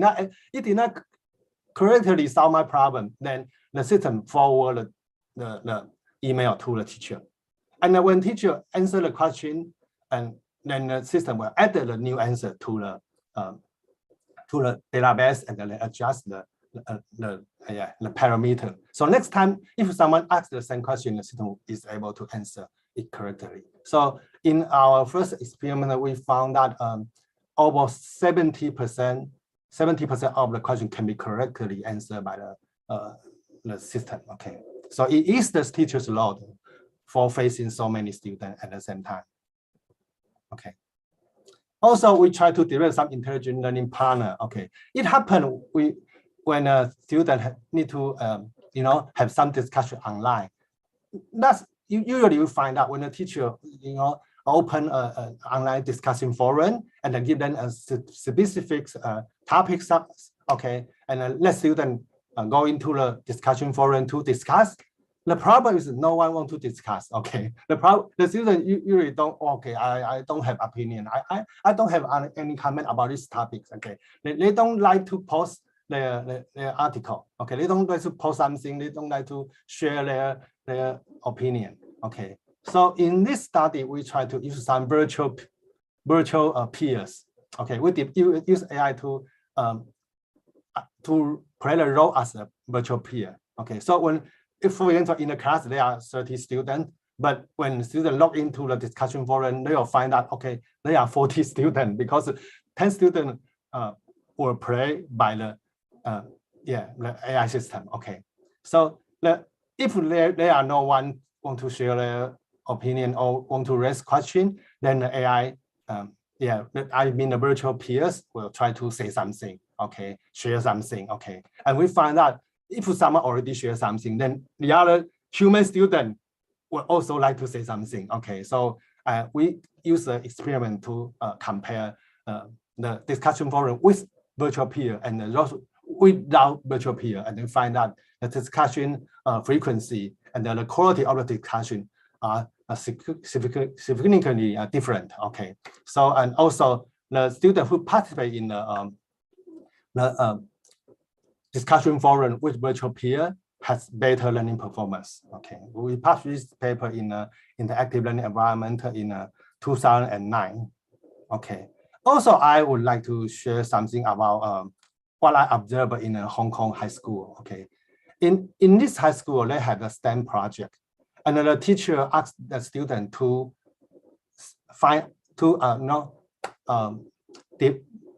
to think about topics, and then they need to use the STEM to create something to solve the problem. Okay, and then one of the students saying, I would like to implement an automatic garbage sorter, because many students, when they don't know how to categorize the garbage. Okay, so we need an intelligent garbage system, so that can automatically recognize the type of garbage and then categorize it into the correct category. Okay, but the student don't know how to recognize the garbage because it is an AI technology, okay, image technology. The student don't know how to write a program to recognize the type of garbage. Okay, but the student know there is a Google Vision service online, so the student use a webcam and then connect the webcam to the garbage sorter, and then if someone wants to throw a garbage into the sorter, the webcam will photo tag the garbage and then transfer the image to the Google Vision, And the Google Vision will transfer back a text to describe what kind of this image is, what is in this garbage. Okay, then the student then use the information from the Google Vision to categorize the garbage. Okay, that's a very smart student. Okay, I think this is what we need to do in school. We need to teach students how to use AI technology to solve problems, okay, or to create something. Okay, they don't have to write AI program. They don't need to learn that. Of course, if they want to learn, that would be better. But usually students don't have the ability to write such a complex program. Okay, but at least they can learn how to use existing AI service or AI application to solve problems. Okay. About intelligent student utility T. Okay, there's a product called Cosmo. It's a small robot. Okay, this robot can be used to help children to learn to teach people something. Okay, for example, when the children power up the robot at the first time, the robot will tell the children, okay, could you give me a name? Okay, and then okay, give the children, then the child then give the robot a name, and then it will ask the child, okay, can you show your living environment to me and tell me where is where, and can you tell me what is your family members? Okay, so it helps children to learn to teach something. Okay, and also in the mobile era, I think we can also use mobile device, and then we use some AI application in mobile device to solve problems in a field trip. I give you some example. Okay, for example, we develop a decision tree based learning guiding system on mobile devices. So when students try to learn something, for example, to observe a butterfly in a field, the system will give the student some advice. Okay, and that's what I mean. This is a mobile era, so students can receive the help from the AI system via mobile devices when they are in field trip. Also in Taiwan, we use some AI application for language courses. In addition to Grammarly, Grammarly is for English writing, and there are some English English chatbot can help students to practice day-to-day interaction in English, or they can practice asking question and answer question, and then they can discuss some specific topics with the English chatbot. Okay, and then the English chatbot have very powerful English ability, so it can help students to correct their grammar or to correct their pronunciation or their typo. Okay, this is a example of how the student talk to the English chatbot. And the teacher usually asks the student to video record the chatting process. Okay, so the student need, when the teacher give a student a topics or give them some question, the student need to talk to the chatbot and then record their interactive process, and then send a video to the teacher, so the student can check each student interactive process with the chatbot. And this is another application. We call it shape and color, 形色, shape and color. It can identify flower and plants by taking photos. So when a student go to the field and they have a field trip, let to observe the environment, the teacher can ask students to take photo on any plant or flower they found. Okay, and the system with the GPS will record in which place the student finds some kind of flower. And the system not only have the image recognition ability, it also connect to a very big database. So when a student take photo on any flower or plant, the system will immediately tell this is what kind of photo, what kind of plant, and the system will tell the student very detailed about that flower or plant. And the system will record the students' field trip location, and then summarize where and when the student find what kind of flower or plant. Okay, And then when the student come back from the field trip, they can share what they found in the classroom to their peer and the teacher. Okay. Excuse me, Professor Huang. You Time's just up. have 5 minutes more. 5 minutes, okay. Yeah. So I would like to share you about my research design about AIED research. Okay, the first one is we can compare the AI supported learning with conventional technology based learning. I mean, compare the learning without AI, with AI and without AI. Okay.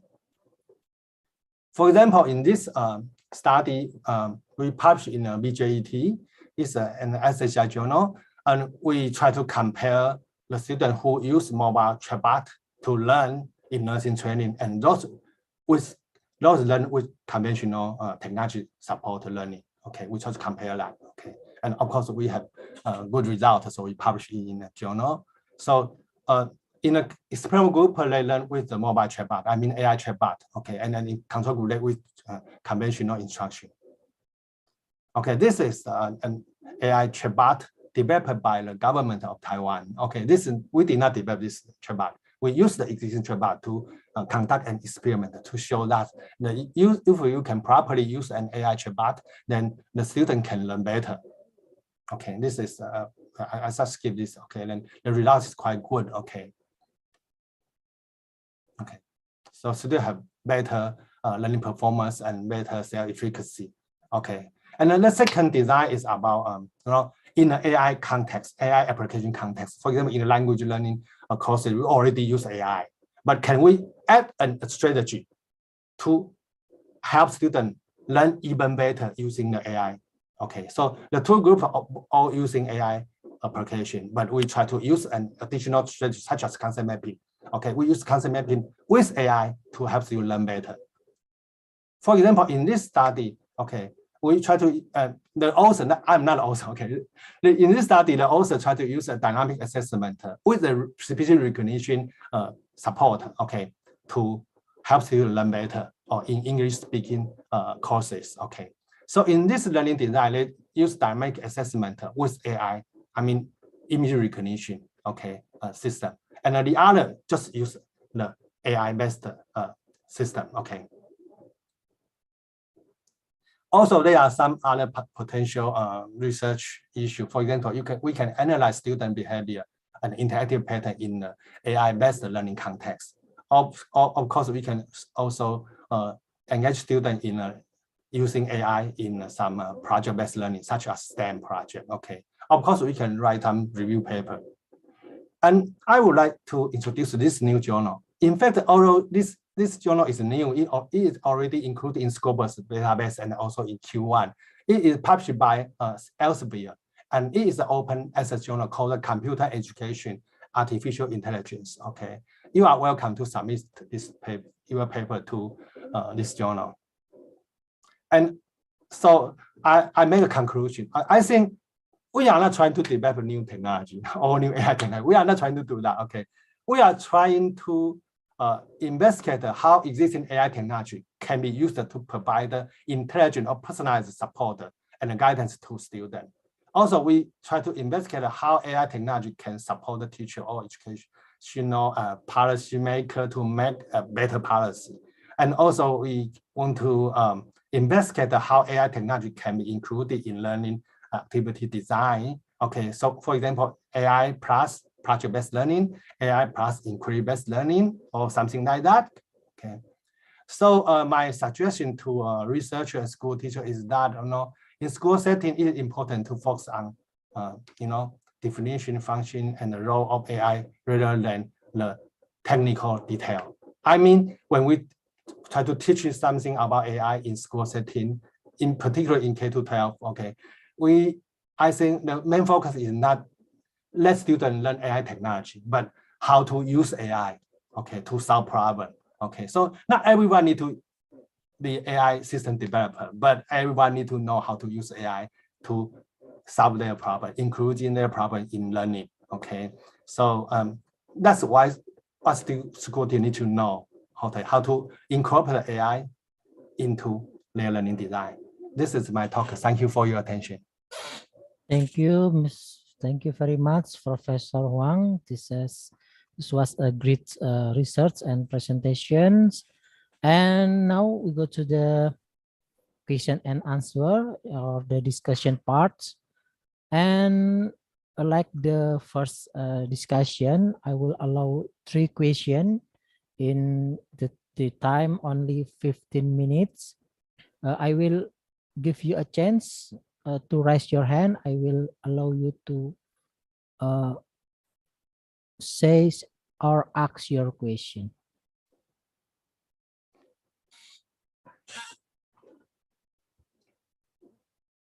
Okay. If not, I will read the question from the question answer chat box from the Nilu. And this question is about the I learned. We see patience and concentration in students' behavior. Yes, online. that's right. Yes, Yeah. okay, yeah. First, of course, we need to record the students' online behavior. Okay, we need to know something. For example, about concentration. Okay, how do we know student concentration? Okay, and during the learning process, we will try to use some pop-up menu to let student click and give feedback, and then we will calculate the feedback time. So if a student, the feedback time is quite different, I mean quite slow, much slower than the average feedback time, then we think this student already did not focus on the learning process, because he or she might chatting with peers. Okay, so we use that. So additional pop-up menu to and then we keep record. But if he only failed to immediately respond to the pop menu, then we might not immediately want the student. Okay, but for several times we know, okay, this student is maybe his concentration level is quite low because he always failed to get feedback to the pop menu. Then we know that. Okay, then we will want he or she that okay, you should be more concentrated on the learning content. Okay, about the patience, yeah, it's also okay. Patient mean if a student loses patience, he will try to skip many detail of learning content. But sometimes the student skip the learning content because he already learned it. Okay, he already know it quite well. So he say, let's say I don't need to watch this part. Oh, that's good. Okay, but if a student skip a lot of learning content, but he or she failed to give a good score of the test, then we imagine that okay, he or she loses their patient. Okay, then we give them a warning. So okay, are you losing your patient because you skip the content quite frequently? Okay, maybe you want to take a risk. Okay, that's what we've done. So we have a fuzzy function to simulate that. Okay. Okay, it's all, Prof. Wang? Is it all? Okay. Interesting answer. And the topic you say about the role of EI in education for intelligence tutor and for intelligence to our peers, intelligence to T. And also you say about the using EI based apps in language course. And for the next chance, I will allow the question for the Puri Selfie Khalifa.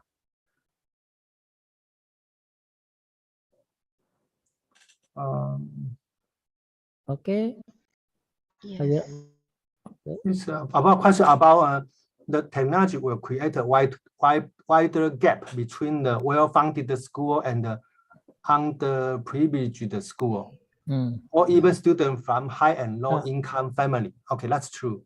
Yes, as I think the educational opportunity will be quite different if someone have those equipment, those technology, and someone does not have. Okay, yes, in Taiwan we also have the same problem. Yes, so in the beginning, but in the beginning, not every school want to use technology in school setting.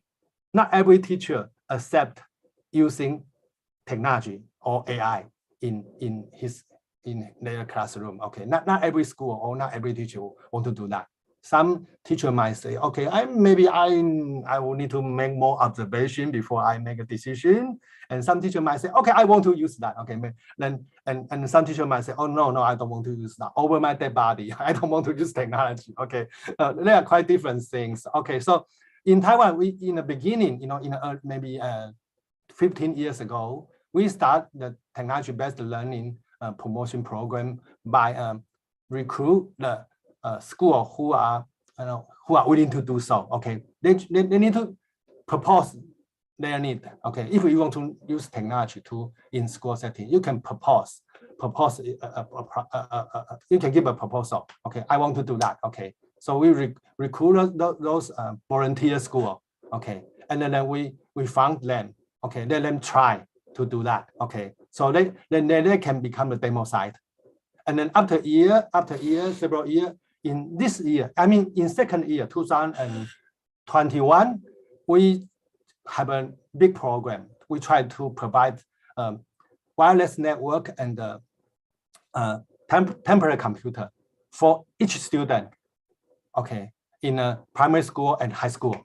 Okay, we try to do that. Okay, and then in the meantime, we try to promote BYOD and PHSD. BYOD, you bring your own device, you know that. PHSD is you can take school's device home. Okay, if you want, you can take school device home. Okay, we try to promote this year. Okay, and so that's how we avoid increasing the gap between the well-funded and low income and high income family. Yeah, that's why we try to do. Use government's budget to do that. Okay. Yeah. But if the student think that, okay, I have better computer, I don't want to use the computers provided by school, then he or she can bring his own device to school. Yeah, that's fine. Yeah. Okay, Professor Huang, we have a live question from Miss Puri Selvi Khalifa. Please ask your question. Okay, thank you so much. Yeah. Okay, Prof. Wang. Okay, I think your story, your experience in Taiwan is very interesting because BYOD is very is very expensive in my country actually. So yes, I think but maybe I want the further explanation about actually how the government support system is prepared to any institutions or any schools program to be able to promote the artificial intelligence in the school in Taiwan, because as you can say earlier before I ask this question, you say that before in the recent years students can learn by themselves and just bring their own devices, and in the recent years. So actually how is the support from the government to promote this artificial intelligence in Taiwan? Okay, I think there are several stages. Okay, not only we cannot do that within 1 or 2 years. Okay, as I have mentioned again, it's a long time, 15 years. Yes, from some demonstration site, and then we ask those demonstration school to let other school to go to their class to observe how they're teaching. And then, okay, if the other school, if the teacher from other school feel interested, hey, I want to do the same, they can propose, okay, they can send a proposal to the government, and then government fund this school. And then after this school accept the funding, and then need to become a demonstration site, and then can encourage more schools to participate in. So we use the volunteer in the past 15 years, and from last year we force every school need to do that, okay, because it already 15 years later, okay, we should do that. And the more important thing is, for each school, we have a professor, okay, a professor from university assigned to each school to advise them, to help them to do some learning design. I know this project quite well because I'm in charge of the high school part. I need to handle 300 high school. So I recruit 30 professor from university and train them, and then we assign each professor to take care of 10 high school. Okay. So in each semester, the professor need to go to each school at least twice. One is to in the beginning of the semester to help them learning design, to implement learning design. Okay, and the other is in the middle of the semester to check if they doing well. Okay, and then give them some advice. That's what we done in Taiwan. Yes. Also, we have another issue about how to include AI, the idea of AI into computer program. Because I think in K-12 or even in K-12 education, we already have some computer courses, right? But now we try to include AI, the conceptual AI into the the computer courses. Yes, we need to try to include that, because AI is a part of computer science courses. So we do not intend to create a new AI courses. It should be part of the AI computer curriculum, computer science curriculum. Yeah, we try to do that. Yeah. Thank you so much. Thank you so much from the answer. Okay, thank you, Miss Furi and Professor Huang. I think we just have 3 minutes more. You have answer from the chat box, maybe from the Mr. Citra Kurniawan or Julius Prihatmoko.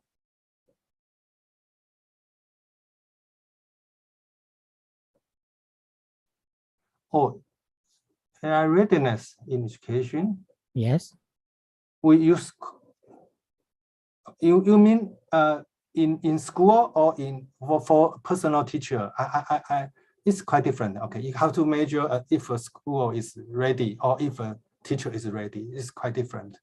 Yes, but usually when we try to measure a school, okay, for example, okay, they need to have four dimensions. We have 4 dimensions. The first is do the principal or the management level support this? Okay, we need to have a support from the principal of the school or the management level of the school. Okay. The second is, do you have enough resources, digital resources? Okay. Then the third is, do you have the knowledge about how to managing the resources? Okay. Or if you buy some equipment or buy some system or you have some learning content, do you have the knowledge about that? Okay. Usually these 3 are not a problem. The only problem is, are your teachers ready for doing this? I think that's the major problem. So we spend about 90% of our effort on training those teachers. In fact, we need to first persuade those teachers. This is important. You need to do that. We need to persuade that, and then we train them. If they don't want to do that, then we are not able to train them. So yeah, I think the real problem is about the teachers' conception about AI. So yeah, when you talk about AI readiness, I think the only problem is, are the teacher aware of the importance of using AI in education nowadays? Are they aware of that, or they don't think that's important? I think that is the biggest problem we are facing. Yeah. So we spend much time on talking to the teacher. Yeah. Okay, thank you, Prof. Huang. Nice to hear your presentation, and I think, but we have only a limited time. I think this is the last for your presentation. Thank you, Mr. Huang. Prof. Huang, Thank you for your listening. Thank you. Yeah, thank you very much. Okay, I'm like a country traveler. From the first one, I go to the United States of America and go to Taiwan, and now I will go to the Japan. Yeah. Okay, thank you. Okay, thank you, Prof. Wang. Hello, Prof. Ayami Nakaya. Halo. Selamat pagi. Selamat pagi. Di Jepang sudah selamat siang. Oh, sudah selamat siang. Baik, senang sekali bertemu dengan Anda. Iya, iya. Baik. This is now I will share about our next presenter.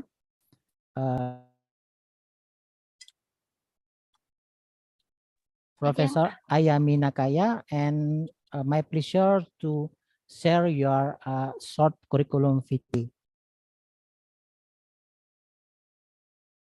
Okay, our honorable speakers is the third speaker is Professor Dr.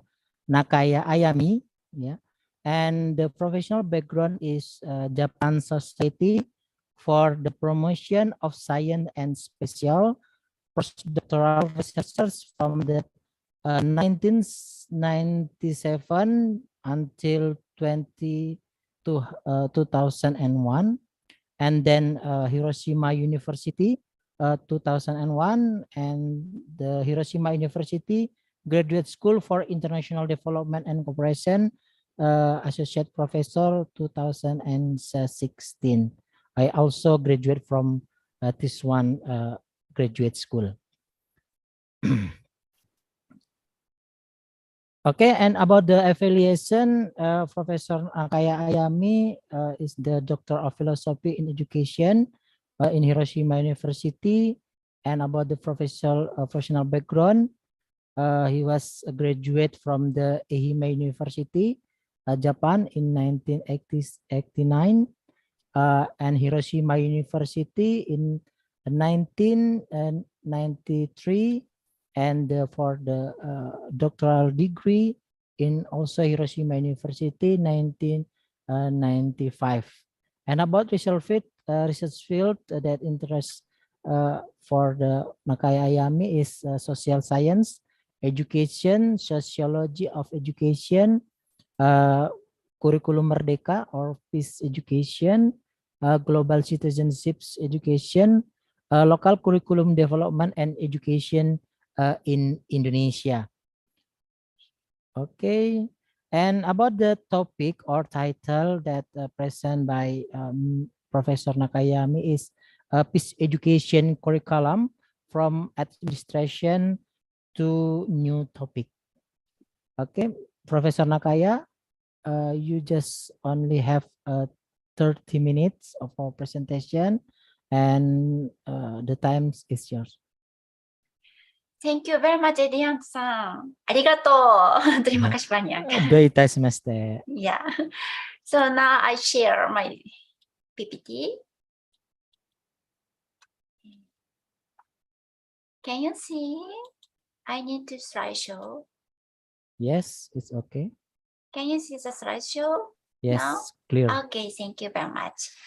Again, thank you very much, Edian, for my introductions. Maybe I need to add one more thing. I have studied in Indonesia 1 year when I was Estiga doctor course, 1996 to 1995 to 1996. The ICET in ICET Bandung, now UPI. The time I studied about local curriculum, modern local. My dissertation topic is local curriculum, modern local. Today, I select the topic peace education curriculum. It is one of my favorite topic. And this is very ironical topic because sometimes the peace is very sensitive we have because of the sejarah history. This is irony, right? I'm Japanese, I'm not Indonesian. And Japanese government and military had occupied 3.5 years territory. And we sacrifice Indonesian many peoples, and I need to apologize to all.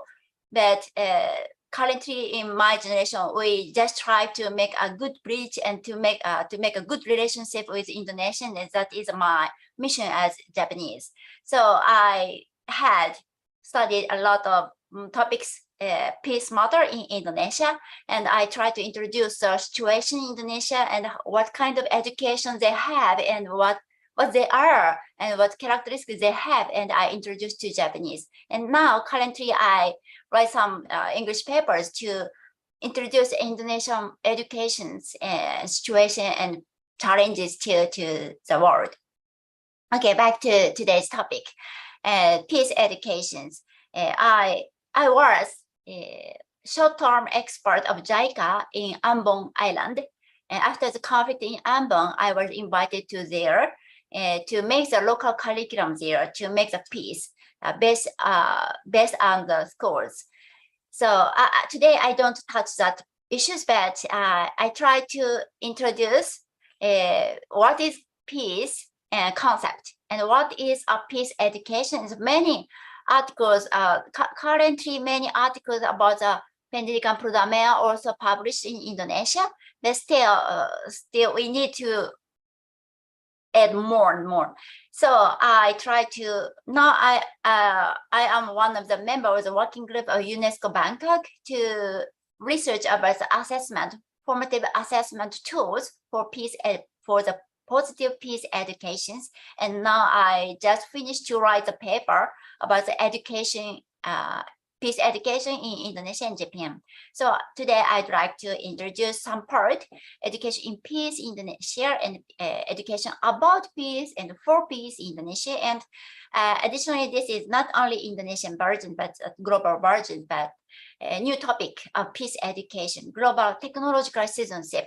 So until my presentation, the two present a wonderful presentation about the technology, but the peace education is very, maybe you feel very far from the technology matter, but there is nothing to related to the peace matter. So I myself to do the technological ethics educations in the Faculty of Engineering and also for the graduate schools. And I make the title is Global Technological Citizenship. It is one of the citizenship and also peace education tool. Then I conclude how to improve the holistic approach of peace educations. So now I move to the concept of peace. This is a foundation to understand what is peace education and how we can create peace around us. So there are two triangles. One is violence and one is peace. And if we can diminish violence, we can increase peace automatically, naturally.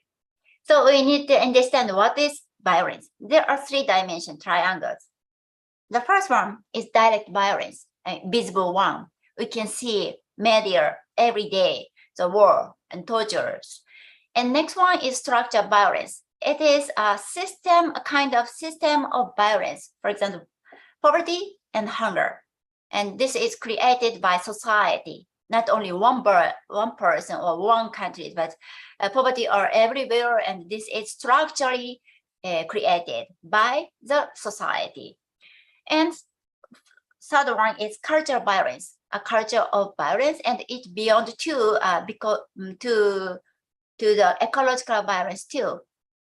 So the example is racism, sexism, religious intolerance, overconsumptions, also one of the violence and culture of violence against the ecology and pollution too. So cultural violence, if we can decrease the culture violence, we can decrease the structural violence too. And these things can decrease the direct violence. So sometimes we feel war matter, and war in the different countries are very totally different and very far from us. But it's not. Other countries' war created by us because we don't stop it directly. Of course, we cannot directly stop it, but in indirectly way, we create violence of culture in our daily life. It gradually influences to the structural violence and it affects to the direct violence. We need to understand it every day and practice to diminish from the culture of violence. Then we can move to the peace triangles. So there are also three triangles: direct peace, love, and friendship among us in the society. And they are supported by the structure of peace. Peace system, a kind of peace constitutions Japan had after the World War II, and peace museum and very important peace media So two present already mentioned the media's very importantness, and it affects a lot to the society. So this is a peace system. So if we mistake the way of utilizing the information technology, we can create violence. But if we can utilize it in good way, we can create peace. That is the structure peace. Then it is supported by the culture of peace. For example, peace study, and I do, and peace arts, peace literature, everything are culture of peace. And game too, peace game and violence game. So this is created, arranged from the Johann Galtung, very big persons, to create a peace theory. So if you have time, interesting, please read the Johann Galtung's peace work. So based on the concept of peace, as an educator, we can create a peace educations. And peace education covered very huge areas. Sometimes the education itself is peace. So now I introduce 5 aspects. One is education about peace. This aim is knowledge about peace. Sometimes the knowledge about war too, but just knowledge. And next, very important, education for peace. So the aim is improve the skills and attitude for peace building. And next one is education in through peace, the first versions.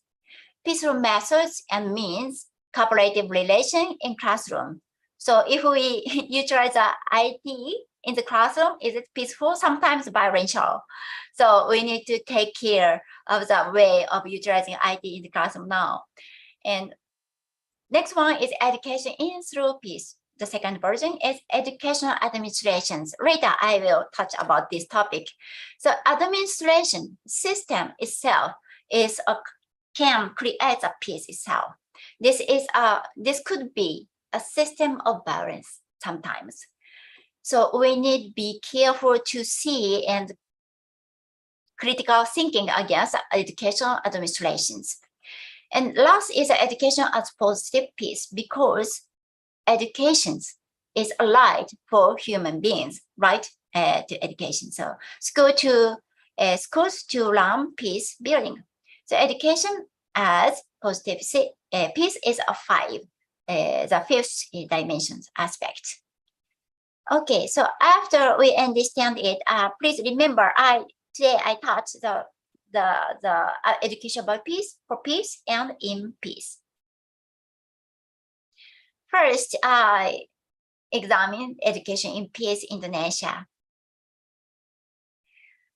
Currently, my friends and my students from Indonesia and the Indonesian papers complain about the new curriculum. Some said very good, some said very strange and difficult and tough. So I would like to later discuss with you anyway. So when we see the curriculum administrations in Japan, which one is education in peace? I had examined the curriculum in Indonesia from 1954, but my perspective was unity and diversity.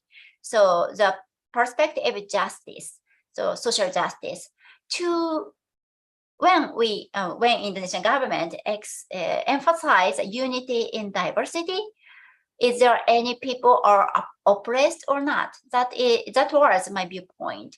And until now, I have this kind of perspective, and maybe we can see from the centralized characteristic and decentralized one and individualized one. And until 1994, Indonesia's curriculum was, everybody knows, 1884, very strict, and you need to, sometimes I feel I'm Indonesian too. Please accept me as a nation. Anyway, so curriculum very strict, and everybody should follow all. But from the 1994, you have the 20% local curriculum, and it is decentralized anyway, but the decentralized right in the level of province. So it creates a good model, but sometimes a controversial topics too. Anyway, decentralized. And curriculum, I didn't mention 2004, the competency-based curriculum and skip to the curriculum 2006 and school-based curriculum. And this is decentralized very well. And the many people said, and I also feel the curriculum 2019 a little bit centralized again, somehow. But the Raja Murdeka and curriculum Murdeka 2022 now, it seems like centralistic, but give our big freedom to the teachers and big freedom to the students. So this is not negative word, individualized. It is a child center or a teacher center, and independence is as a positive word. But I'm not sure which is a best way to assure the education in peace. So centralized curriculum, it promotes the equal educations. It assures equality and justice, but not sure for every condition and needs, not suit for every condition and not suit for every people's needs. That is our demerit. And decentralized curriculum, it promotes a relevant to local and school conditions culturally, but not promotes a national unity. That is our kind of worriness by the government and cannot promote country development because too much decentralized. And it needs enough teachers, professionals to develop own schools, to develop own curriculum. So it is very confusing things. But in practice, of course, there are a lot of models by the province too and the ministry too. So you can do that. So for final one, individualized curriculum. It promotes student-centered learning. However, teachers and students need enough competency for utilizing it. It means if they don't have enough competency, they cannot utilize this curriculum. That is a problem. So, and more problematic things from the outsiders looking, triple standards you have now. Curriculum 13 and simple versions under the COVID-19 pandemic and 2022. So if ministry feel the Brazil Mildeka is a superior bagus, it means the schools and students cannot use it. They cannot catch up their good educations. And there is a big possibility of making a big gap within the country. So surface, there are very beautiful words. Give a right to choose. Give a right to choose means if we have enough strong, it's good, freedom. We can accept and utilize freedom. But if we are not so strong, the freedom is risky. That is a problem of curriculum administrations now, I think. And next, let's move to the education about peace and for peace in Indonesia. Before examining the curriculum, let's see the general ideas of competency. What kind of competency need for peace building? So this is a kind of indicator. I had read a lot of works about the peace building, and I summarize making this kind of competency models. And Filipinos university also create a similar versions. The basement of foundation is a value all the time, competency. But many countries don't touch our values, but they don't hide, they write a value too, but integrated with attitude. So value, non-violence, it is a core non-violence value, and humility, justice, social responsibility. Based on these values, we can improve or we can show the attitude, self-respect, positive visions, strong self-concept, tolerance, respect for difference, joy in living, it is weak in Japanese, empathy, reconciliation, solidarity, social responsibility. So these attitudes. And then we can utilize our skills during the mentioning or showing the attitude, critical thinking skills, analysis, and communication to collaborate, facilitations, reconciliation, mediations, conflict resolutions, team working, and creativity is very important too. And finally, knowledge, if we have knowledge, we can, how can I say, utilize the opportunity to reconciliations. And prejudice as a knowledge. This is not added, no, this is very bad word, but what is prejudice and how to diminish or how to create why the prejudices are there and mechanism of the creating prejudice in the society by the medias and nature of conflict and peace also mechanism of that and causes of conflict number means of resolutions. So this, of course, human rights is the most important things for the peace. So this knowledge could be utilized in the real situations. So how do you think? In my class, peace education class, in my graduate course, master students course, I ask them, please check it one by one. Do you have every competency? And are you a peaceful persons or not? And I also check, and I honestly to say my point. And I'm not so tolerant persons. This is my weak point. Anyway, this idea, this criteria could be utilized for the persons and also the curriculum examinations. Then, based on this competency dictionary, we can examine the curriculum now. Now we have 2013, but I skip I don't do the simple version, I don't touch 2013 and 2022. So first, graduation competency for primary and secondary educations. Attitude knowledge skills are recognized as covering the necessary for creating positive peace, I think. So this is the Indonesian version. So for example, attitude. Attitude mentions care, be responsible, and mentally healthy. And this strongly related to creating positive peace and expectation from the family to international world. This is also very useful, not only within the group, within the family, but it expands to the international world. So excellent. And knowledge, factual, conceptual, procedural, and metacognitive knowledge. It also can be said it is very important content to create to do the critical thinking and skills.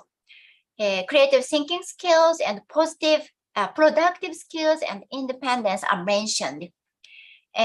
So these are the core skills of peace building. So 2013's graduation competency covers the competency of the peace building. But fortunately, lucky maybe, I can say it one weakness, non-violence value are not so clearly mentioned directly. But collaboration and communication skills are there. So of course, collaborative is not with the violence, of course. So maybe because of they mention the collaborations, they don't mention the non-violence values. And for me, the interesting thing is this curriculum is wonderful because push and emphasize the scientific approach. This is characteristic of this curriculum, and it promotes a rational and logical way of creating peace. So we can overcome our emotion or prejudice, but logically think and solve the problem. So scientific approach skill is crucial for peace building.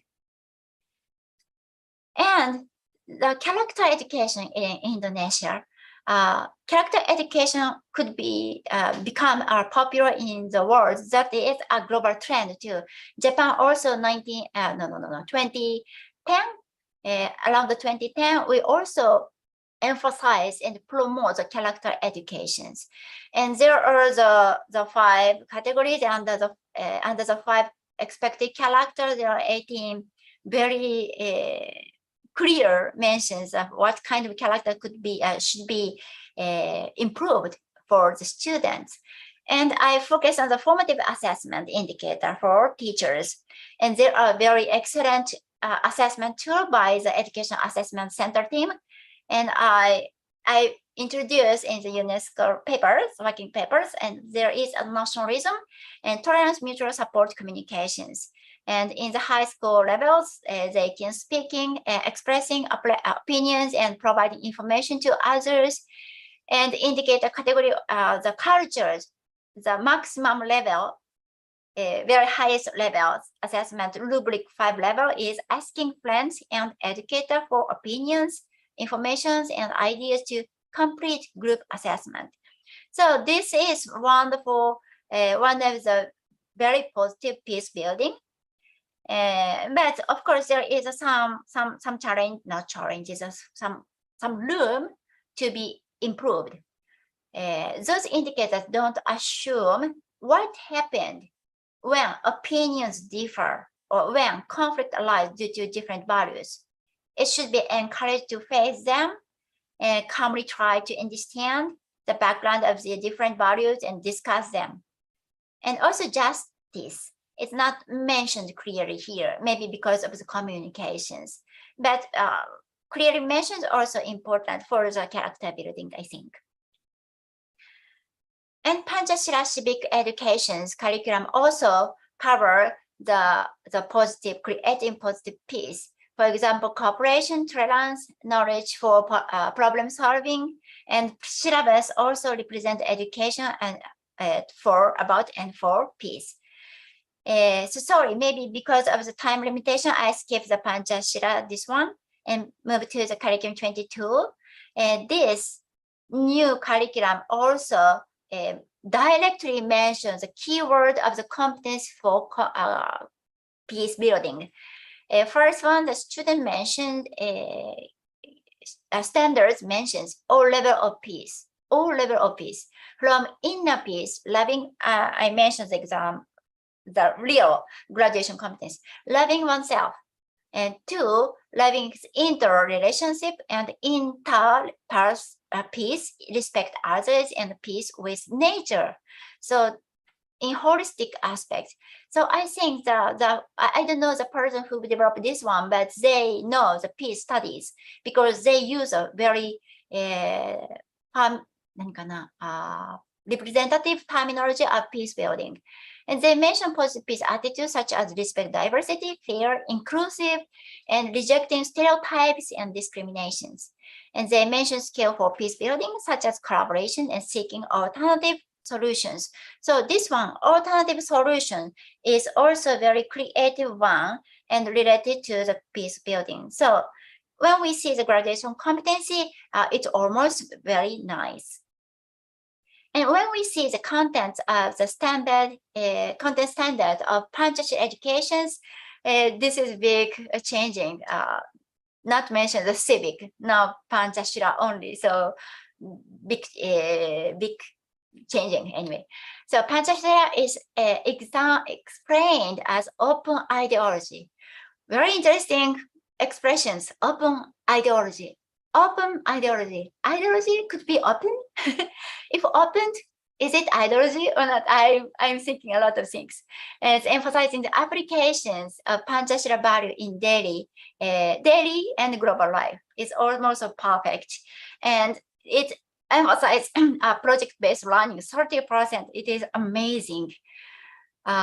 Indonesian government always have a challenging spirits. I love the modern local. That also the very challenging things. Hopefully, it could be succeeded by all nations. On surface, this seems like education for negative peace, no war, and also positive peace, peaceful world. But I can say something, but it doesn't mention non-violence value and solutions. The same again. Even there is a communication or collaboration, but when conflict happened, how solve that? It doesn't mention. That is maybe in the practical field work, students face on these real problems. So that time, how teacher can facilitate? I wonder that. So there is a guideline and example that the assessment created by the government, but there are no concrete examples. So maybe teachers, if I were a teacher, I need a concrete model. It is okay until which applying the daily problems and solutions and which level Panchashila could be opened. So if I were a teacher, I really need some kind of rule. So I changed totally different things. Excuse me, 5 Professor minutes more? Makaya, 5 minutes more. Yes, Yeah. thank you very much. So this is the last topic, new topic for peace education. I create a global technological citizenship class. Sorry. So sorry, I stopped. So, okay, because of the new technology around the world, we need to be careful to select the technology development and implementations. So my curriculum like this. So I and my colleague from the engineer, civic engineering, and we recap the global technological citizenship and history of science and technology, and what are the merits and demerits of technology and governance. And our focus is new mobility technologies. So automatic vehicles, no driver driving. And we discuss about ethics, and we improve and practice a dialectic risk communication like this. Mobility technology, new technology, mobility technology, same as AI. So mobile vehicles have the AI. And in Hiroshima University, we have this kind of model. Every mobile, there is no driver, and mobile go around on inside campus, and student can take this car free. And this is looks like cool. I don't know. I'm scared, but some people say this is cool, it's high technology. But we need to think about the ethics, because moral. This is one is a moral compass. We have a various kind of ethics and moral in different countries variously. So we do the dialectic communication. What is merit?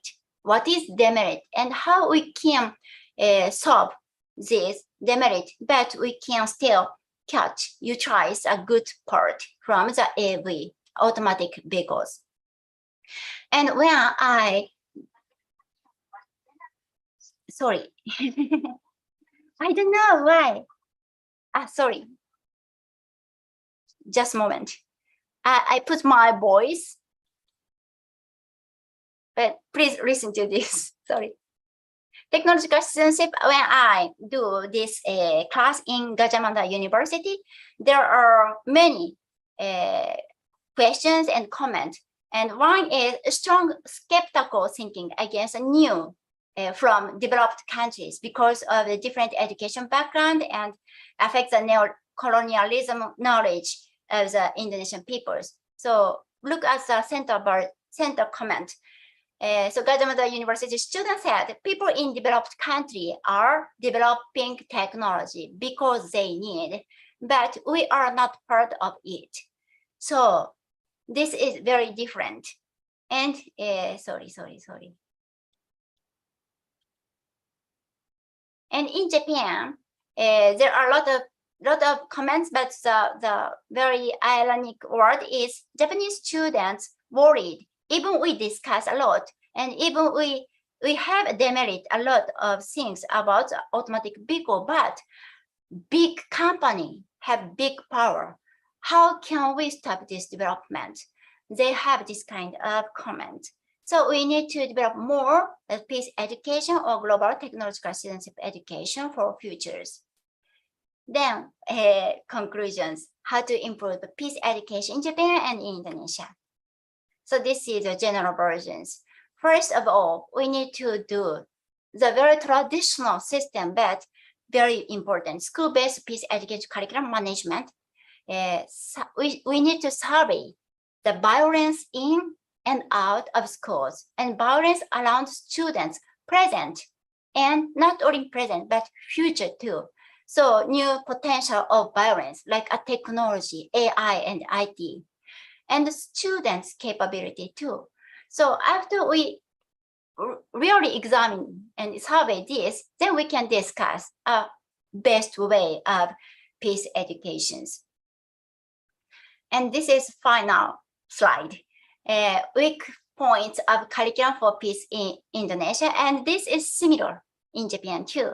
So when we change our attitude first level awareness should be improved. Then concerning improve the motivations, and we can trial, and finally reflections and continuously actions. But curriculum, the first versions, first level, typology of violence still weak. Indonesia is much better than Japan, but we need to mention more the typology of violence around us. And mechanism, connection, triangle violence and triangle peace are not mentioned in Indonesia and in Japan too.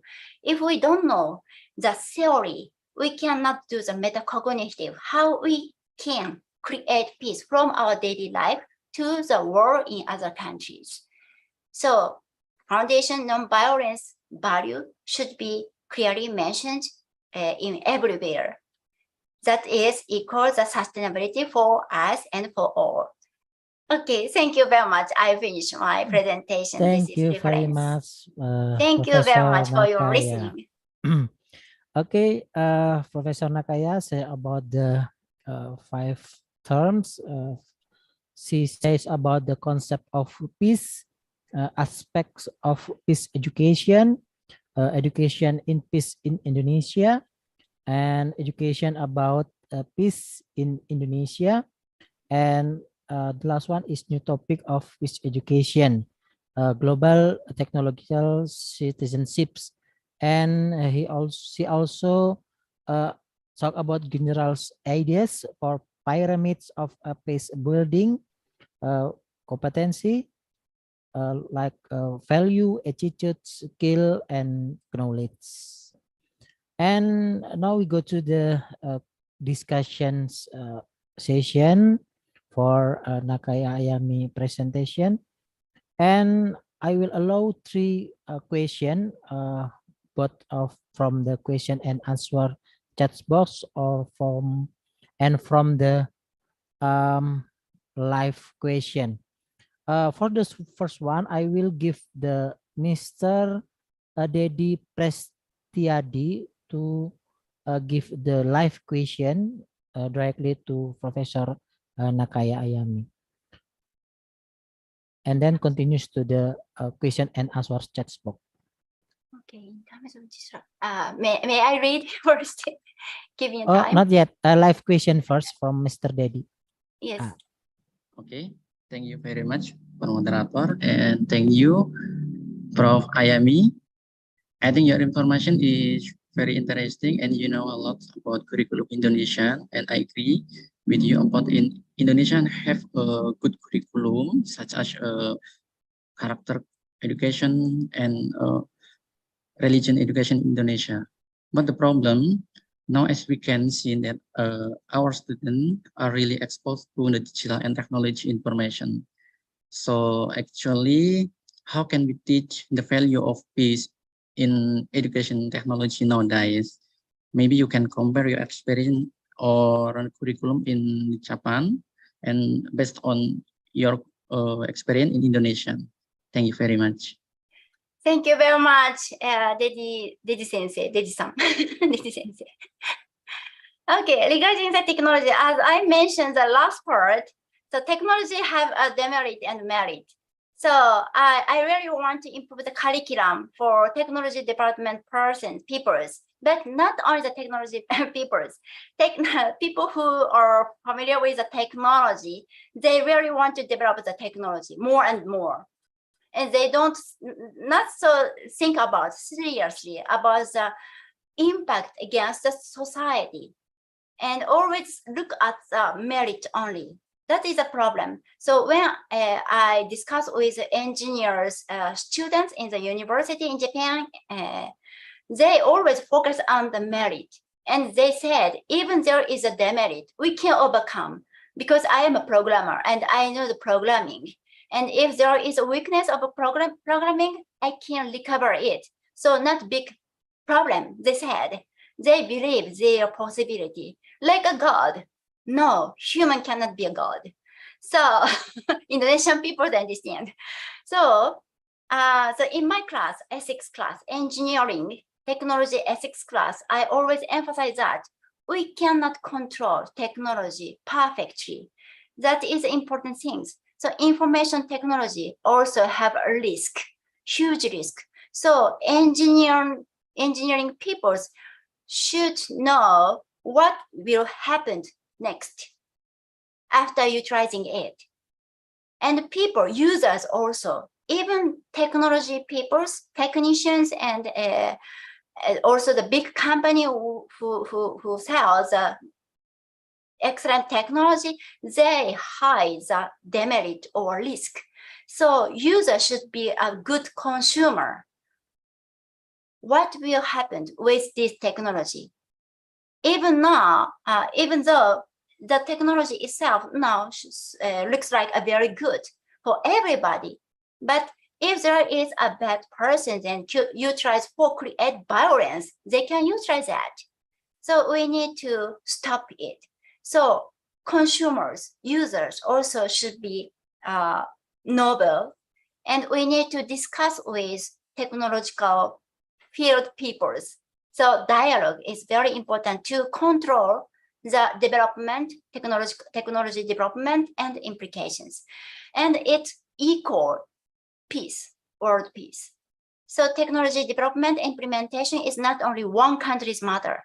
If we develop the every China and America and India and European countries also develop. But if our program is different, what will happen? So that is a topic. Okay, did I answer your questions? Yes, I think it's enough, and thank you very much, Mrs. Ayan. Thank you. Okay, Yes. thank you, Mr. Dedi. And we continue to the question and answer from the chat box. May I read it for you or for the from the Titis Anggarini? Yeah. I will read. I am Titi from the Faculty of Education. This is very good concept. I imagine how wonderful. How the implementation of peace education in the education curriculum in Japan, then as you explained about our curriculum is your concept of freedom in learning of dependent curriculum as well. Yes, yes, okay. Thank you very much. Titi-san, I want to see your face too. 네, animal menggunakan saja. Tidak ada. Titis, Miss Titis. Mungkin di floor. Yeah. Okay. Kalau begitu enggak apa-apa.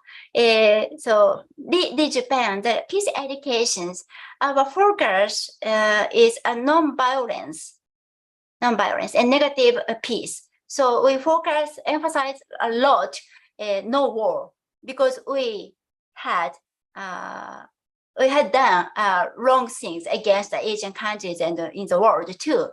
So we reflect a lot about our own experience, bad experience, and our sacrificing other countries. So our peace education are a little bit different from other countries. Non-atomic bomb and no war more, no militaristic anymore in Japan. That is our focus. Hi, Titi-san, thank you. So this is our peace education characteristic. And Edianto-san also lived in Japan and in Hiroshima. So Edianto-san really know the situation in Hiroshima city. So I think he can explain more. But in Hiroshima prefecture, Edianto-san, Hiroshima prefecture really emphasize the peace education, non-atomic bomb anymore and no war. So a little bit different. But because of the lot of school violence, bullying in Japan, and we have commit suicide a lot. So junior high school students, a lot of junior high school students kill themselves. So we need to diminish this inner peace. Inner peace, we should emphasize inner peace first and diminish the individual peace, violence first. Then free character education, same as Indonesia. looks like the same. And we don't have the Panchashila education, of course, but we have our civic educations and a lot of work for the same as a project to field work, individual field work. So this also very new project in Japan. But there are a lot of training for teachers, lot of materials, lot of guidelines, and lot of YouTube and models they can share in everywhere. So teachers are supported a lot. And after introducing a new idea from ministry, we have more than 5 years. So during 5 years, everybody should prepare to start it. But Indonesian government always rush to start. Even some people are not so prepared. And some people are really well prepared, but some are not. So that is a difficulties in Indonesia maybe. And of course, Japanese teachers also feel difficulties to do the problem solving or inquiry-based learning. That is very difficult. Difficulties is assessment and facilitations. But our inquiry-based learning could touch everything, and we don't have the ideology. We don't use the ideology like Panchashila. We have moral, but we don't have religions. Many of Japanese not so strong. They have some kind of religious spirit, but not so strong. So our pillar to think, or our principle to think, is just moral.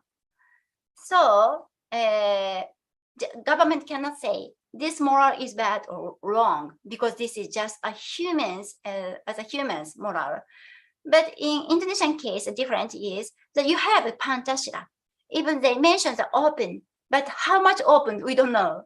Maybe you don't know. So I guess that is a difficulties. But this is just outsider's perspective and thinking. So maybe you have a different image or thoughts. Anyway, thank you very much. Could I answer to you, Titi-san?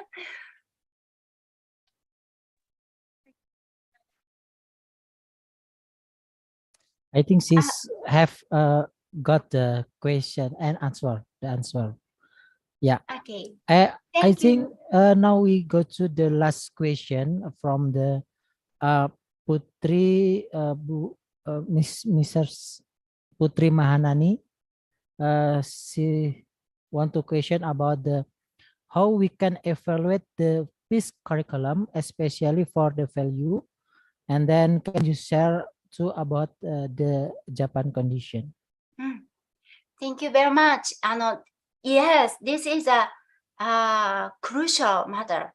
So now UNESCO also want to seek what is a good instrument and tool to evaluate the peace curriculum and how value could be assessed.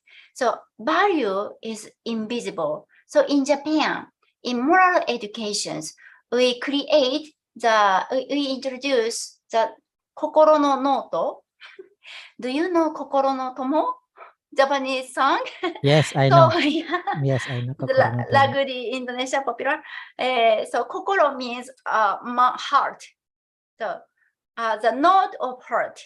We utilize a notebook to describe our heart. So every student write their own feeling and their own value through their experience, through the reading, through the seeing, or through the discussion with others. Then there are a lot of, the note is just a notebook, but there are so many questions and blank, and students answer to the questions. How do you feel? How do you think? If there is a cruel peoples, to stop it, do you push them? Or do you say just, please wait? Or how do you select a tool or stop it, the quarrel or conflict? So through the describing and writing their thought, teacher can understand their values. But The evaluation assessment is not to give a mark. No, not for giving mark, just to continuously make them think this value is good or not. That is a way in Japan. Okay. Okay, thank you, Professor Nakaya. Yes. Nice to hear your presentation. But we have a limited time, and now the finish. Yeah, finish. And thank you very much for your presentation. And I hope we can see again in the another condition or agenda. And thank you very much, Professor Nakaya. Okay, now I will go to the fourth presenter. He is the Mr. Professor Wahyudi Hasbi. Good morning, Professor Hasbi. Good morning, Pak Dianto. How are you? Very well. Yeah. And how about you?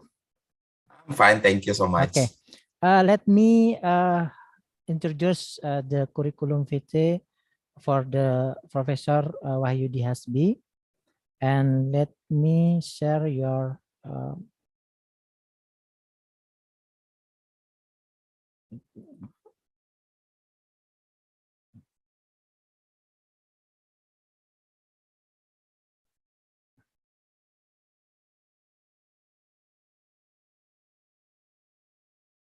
okay. Our honorable presenter for in the fourth session is Associate Professor Dr. Ing Wahyudi Hasbi SSI MCom. The affiliation and position is the chairs of IEEE Indonesian section and senior researchers in the Satellite Technology Center Indonesia Research and Innovation Agency Indonesia. And about the academic degree, Professor Wahyudi Hasbi was graduate from the Hasanuddin University, IPB University, and PhD degree from the Institut für Luft- und Raumfahrt Technische Universität Berlin, from German. Okay, and about the research fields, professors Wahyudi Hasbi interest in the satellite telecommunication, a ground station remote sensing automatic identification system. And sort of the information for the Professor Wahyudi Hasbi is he is currently a senior researcher and a coordinator, head of dissemination division, Satellite Technology Center, National Institute for Aeronautics and Space, Indonesia. He was involved as a system and a chief engineer in microsatellite project in Indonesia. And in 2016, he received the prestigious medal award of Satya Lancana Wirakarya role model medals from the President of Republic Indonesia. And for the presentation today, Professor Hasbi will talk about the towards a digital transformation in Indonesia post-pandemic era. Okay, Professor Wahyudi Hasbi, you just have 30 minutes for presentation, and I will give the times for you. Thank you very much, Pak Edianto, for the time to share with you. So first of all, thank you so much and good afternoon, everyone who attend this great conference. ICET number 8 right now. So really a great conference because you can maintain up to 8 years for now. And then yes, once again, thank you for inviting me to speak and then to give time for me to present the in this session. So I would like to start my screen now. Just a quick information from all of you that the as mentioned by the moderator, that I came from LAPAN previously, and now under new regulation, new president regulation, all the research agency in Indonesia has merged under National Research and Innovation Agency. And currently also I become the head of the Research Center for the Satellite Technology, beside as a section chair of IEEE Indonesia section. So I would like to speak about the towards digital transformation in Indonesia post-pandemic era. This is a bit macro science, but I believe that it's very important for all of us to see what can we do, and then also this along with the theme of this conference as well. So as we all know that the currently we are all talking about Industrial Revolution 5.0, and then if we move back 120 years ago, we call it Industry 1.0, and then during the time, of course, the Industrial Revolution is starting by introducing the mechanical productions and machines powered by water and steam. And then another years, then we will we are entering the Industry 2.0, talking about, and also having the revolutions in introduction of mass production lines and powered by electric energy, for example. And then we move forward like 30 years ago, the Industry 3.0 is starting by having the use of electronics and IT and further progression in autonomous productions. And then 20 years back, we start to have Industry 4.0, and then this starting by having the cyber physical system, and like merging the real and virtual worlds. And we have seen now everything is going to this direction. And then yes, now we are speaking about 5.0, which is Industrial Revolution, like for mass customization, the cyber physical cognitive system, and intelligent automation. And then this Industry 5.0 means that we will combine the speed and precision of the machine, and of course the sense of the humans. So this is rather interesting because all these industries revolution, of course, will change the between humans and also machine. Okay, and then let's see about the technology evolutions. So if we move back like in 1984, or let's say 90 years, for example, we start with the landline telephone. And then if you remember, we start to have all this cabling stuff. And then in the 1983, for example, the 1G mobile phone is coming. And then in 1983, for example, there are 1G mobile phone. And then 1994, the 2G coming with SMS or short messaging system. And then another 5 years, and then additional 5 years, we have the feature phones, we call, right? And then in 2007, we start to have what we call as a smartphone, because everything is smart. We can do everything only by using our cell phone. And if we look back also to the technology evolution in the computers stuff, so in 1984, we start like with Macintosh, and then Macintosh Plus, and we are going up to, let's say, here in additional Macintosh LC, this Apple desktop evolution. And then until we currently have like iMac right now, so everything is getting smaller and smaller, and also getting smarter, right? And then in digital storage as well, if you are born in, I don't know, 1960 or something, we still use this 8-inch floppy disk, right? And then And then further, we have the digital video disc, right? Like this one. And in 2000, we start to have USB, and in 2011 we have what we call as cloud computing. So we don't bring any more digital storage for our mobility. And then there comes the technological impacts and challenges.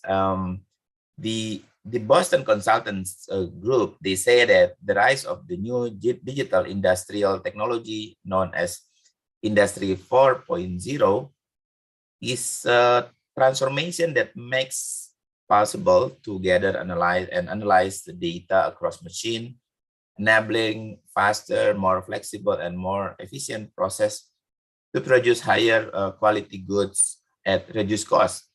So this is the reason why the new digital industry technology is coming, because we want to make things still in higher quality, more efficient process, but with the very reduced cost, let's say, right? And then we start with all the production manufacturing, of course, with the growth of economic and social inclusion.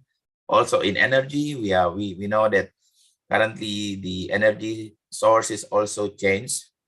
Everybody wants to get the energy from sustainable resource, and for food and farming. And here we are now. It's about education and gender and jobs. I will talk about it later on. And then also the environment and natural resources and mobility and security until the consumption itself. And then one of the features of this fourth industrial revolution is that it is not change what we are doing, because everything is still the same, but it changed us, right? And it changed how we have the value, as same like our previous keynote speaker as well mentioned about the values. And then this technology or interactions, it's changing us a bit. So this is what's happened now. And then we also see that there are a lot of business disruption. So this is one of a good report from SP 500. There is a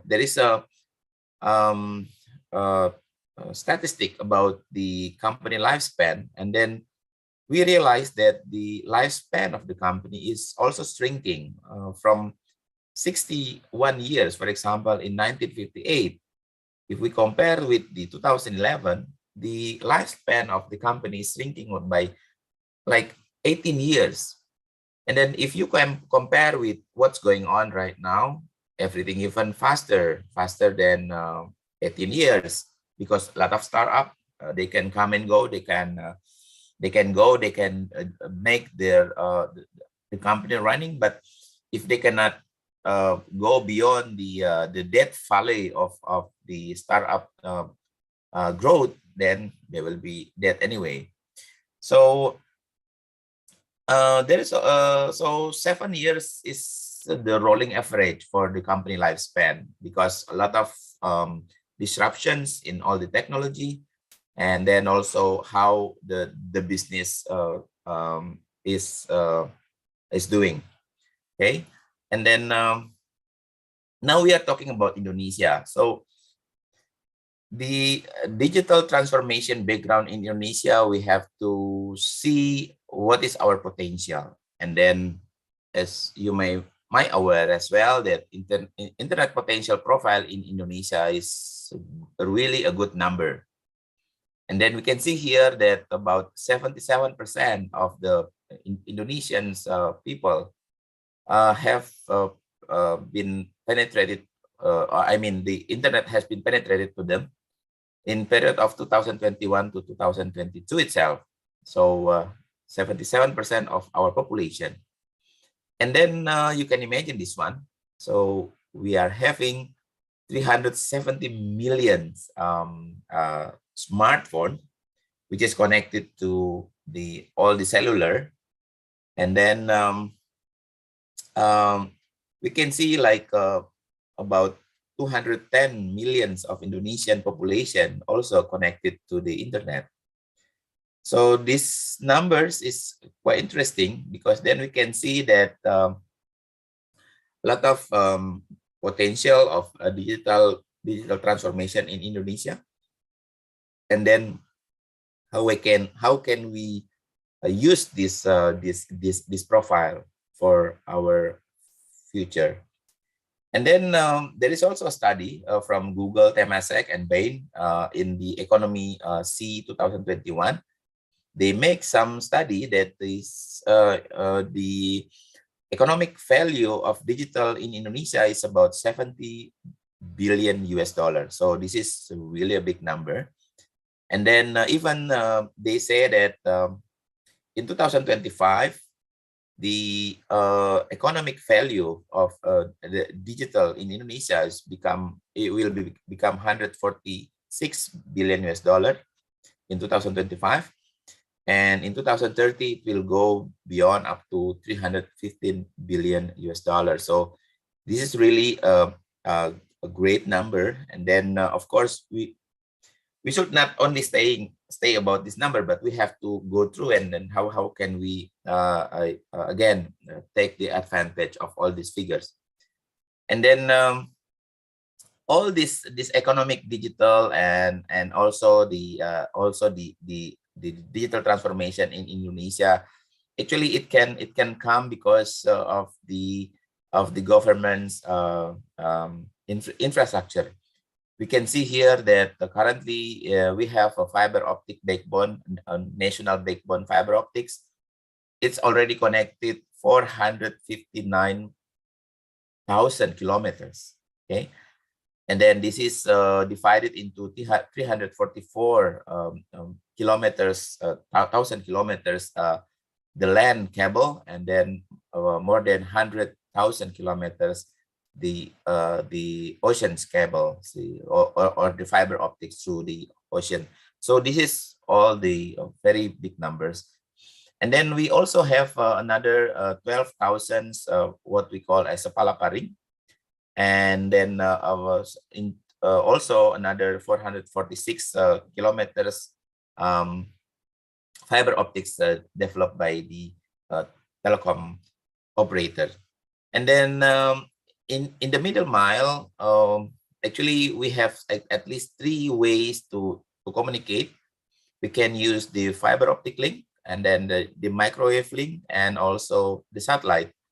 And then in this satellite, we currently have 5 commercial telecommunication satellite, and also 4 additional foreign satellite that used by the company in Indonesia. And then of course from this point we can see that there are about 500,000 tower for I mean the communication tower throughout Indonesia. And then of course in the last mile we have here like mobile broadband in 2G, 3G, 4G, and also 5G right now. So you can have your cell phone directly up to 100 megabit per second, let's say, right? And then now in for mobile broadband 4G, the government wants to connect like 83,000 villages, and also like 70,000 villages also will be connected through the 4G communication. And then from this infrastructure, actually we are moving faster 10 years than the plan. And because the target is actually only 12,000, but we are reaching like 70,000 now. So we are in good shape. And then for satellite telecommunication connection, there will be what we call as a Satria 1 that will give an internet access to all the public facility, including schools, hospitals, and the clinic in all around Indonesia, up to 150,000. And then this will give us like 150 gigabyte per second. So every point will be connected to 1 megabit per second. So this will be enough for sending a message, sending a pictures, some videos, and some small teleconference and so on. And 2024, there will be up to 300 gigabit per second, and also up to, let's say, 10 megabit per point. So, and then there's another plan up to 500 gigabit per second. So we can be connected up to 20 megabit per second for each point. So from this figure, we can see that there will be like 93,000 schools will be connected directly through satellite. Okay, and then this means there will be better interactions between us, especially in education, and also there will the digital divide that happens currently will be reduced because of all this. And this is also another one that internet as a urban or rural connection. We can see the connection between the rural area and the urban area. So there will be an exchange now. So everything will be connected, and we can see then we can see all the changes in near future. And then Indonesia also still have some opportunities, because there will be some key sectors in Indonesia that we could harness the digitalization of productivity impact up to 120 billion by 2025. And also this key sector will impact the growth domestic products through the operation of optimization, human health, productivity, and product development.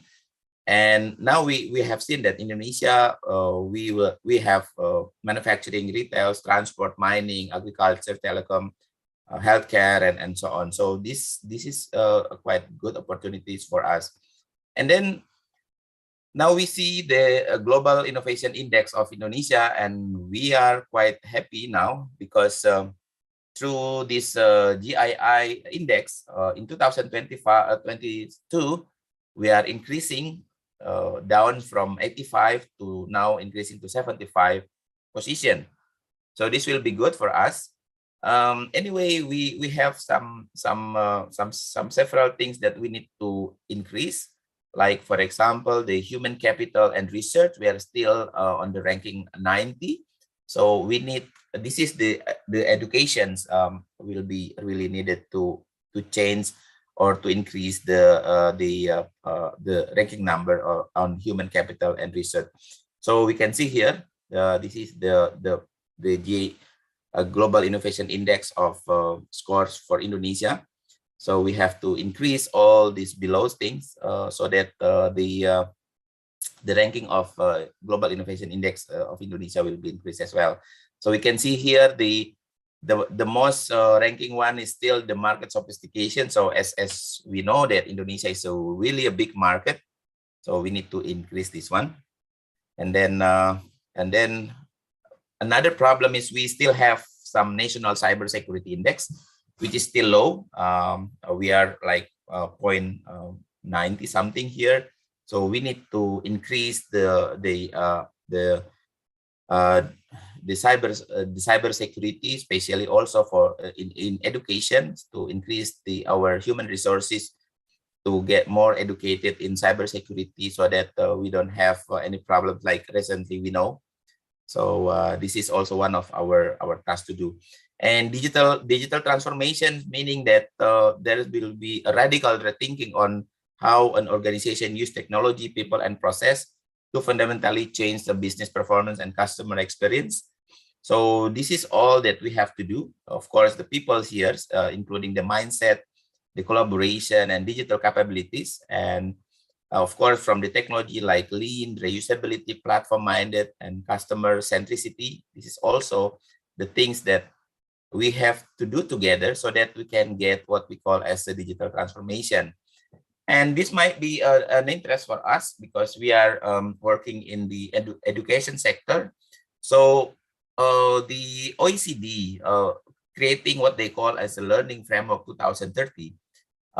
So these are the competencies that OECD thought that this will be very useful or become an important point for our students. So this starting from the knowledge, skill, and attitude and values, as also discussed by our previous speakers. So for the knowledge, of course, we need to increase the knowledge of our students, especially in disciplinary and interdisciplinary, and also about epistemic knowledge and also procedural knowledge. Then our student can have all the disciplines and also know-how. Okay, and then of course the skills. The skills, this is also very important because they need to get the cognitive and metacognitive, including, let's say, like critical thinking, critical science, and so many things.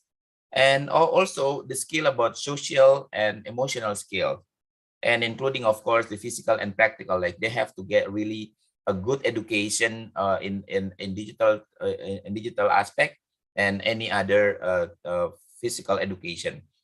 And one of the important things that's still there is, of course, we have to increase the attitude and values of the personnel of the students, including, for example, they have to support the or follow the local culture, for example, and societal attitude and culture, and of course in the global mindset.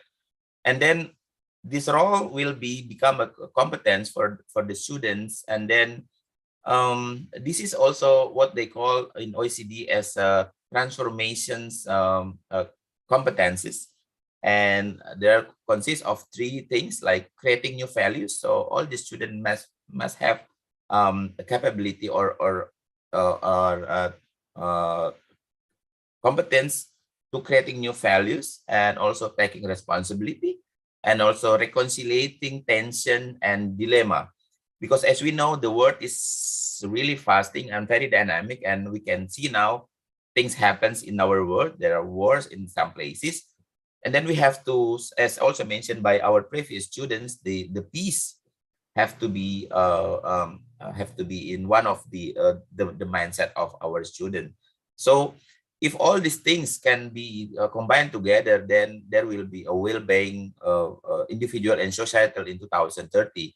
And of course, this has to be supported by all the teachers, the peer or stakeholders, the community, and also, of course, the parents of our students, right? And then this is also I would like to show that the future of job will be very much different. So, for example, this is 20 jobs that will be decreasing in near future. For example, we cannot see now or very limited bank tellers right now. If you go to the bank, a very limited bank teller, even if you like to get your money, then they will ask you to make an appointment first, right? So this will be really become reduced in the futures. And this is the jobs will be increasing in the futures, like all things for digital, like big data, AI, machine data analyst, the project manager, Internet of Things, and so on. So all these things will be increases in future. But of course, we don't need to forget that mechanics and machinery also still going on. So because we cannot do things only by digital, we have to do things something physically, right? So this is also will be increased in up to like 10 years from now. And then now this is the point that we really interesting it. So in IMF already makes some prediction that in 2045 Indonesia can become the fourth world economic power in the world, below China, India, and the US and United States. So those things could happen only if we really makes all the and support all the aspect that we have discussed before. And you can see that in 2016 we are number 8, and there's a prediction also from IMF that will go up to 4 ranking in the world. And then but excuse me, Professor Wahyudi, is this 4 minutes more for Good. your presentation? Okay, this will be end soon. Thank you. Okay, and then how can we drive towards the Indonesia 2045. We call it Indonesia Golden 2045, right? So there are four pillars actually, from developing the sustainable economic, and then the national equitability development, human resources and technology development, and then of course we have to strengthen the national security. And then this is all four pillars that we need to increase, so that we can go and get the what they call as Indonesia Goal 2045. And then of course, why this is important, because digital transformation is critical component for our country, because it can upskill the workforce by 17 millions, yeah, in 2025, and it can increase the growth domestic products level by 0.5 to 2% per annual, and then boosting the financial inclusion for up to 100 millions, and then also bridging digital divide benefit up to 70 millions additional people of our country, and also increasing the digital competitiveness and become top 20 worldwide. And of course, this is also quite interesting, that because this digital transformation will boost this citizen satisfaction for government digital service up to 80%. As you may aware that our Ministry of Finance say that there are too much digital application that they want to reduce it, and of course this is one of the key topics right now. So that's the points that I would like to share with you, and then I hope that we are here that working in the educational aspect will also support or contribute towards our digital transformation. So I will give it back to the moderator. Thank you so much for your kind attention. Okay, thank you very much for Professor Wahyudi, the great presentation, and Prof. Wahyudi discussed about the risks of new digital industrial technology, and then pillar of digital infrastructure in Indonesia, and National Cyber Security Index, and the last one is the driving toward the four pillars of Indonesia Gold Generation 2045. Okay, the great presentation, Prof. Wahyudi. Now we want to go to the next session, that's called the discussion. And I allow three questions in the time 15 minutes. Please raise your hand and I will allow you to ask your question.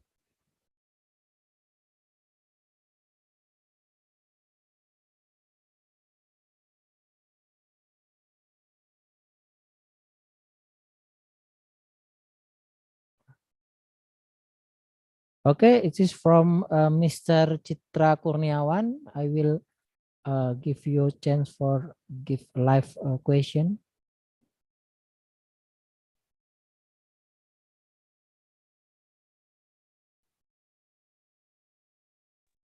Okay, thank you very much, Mr.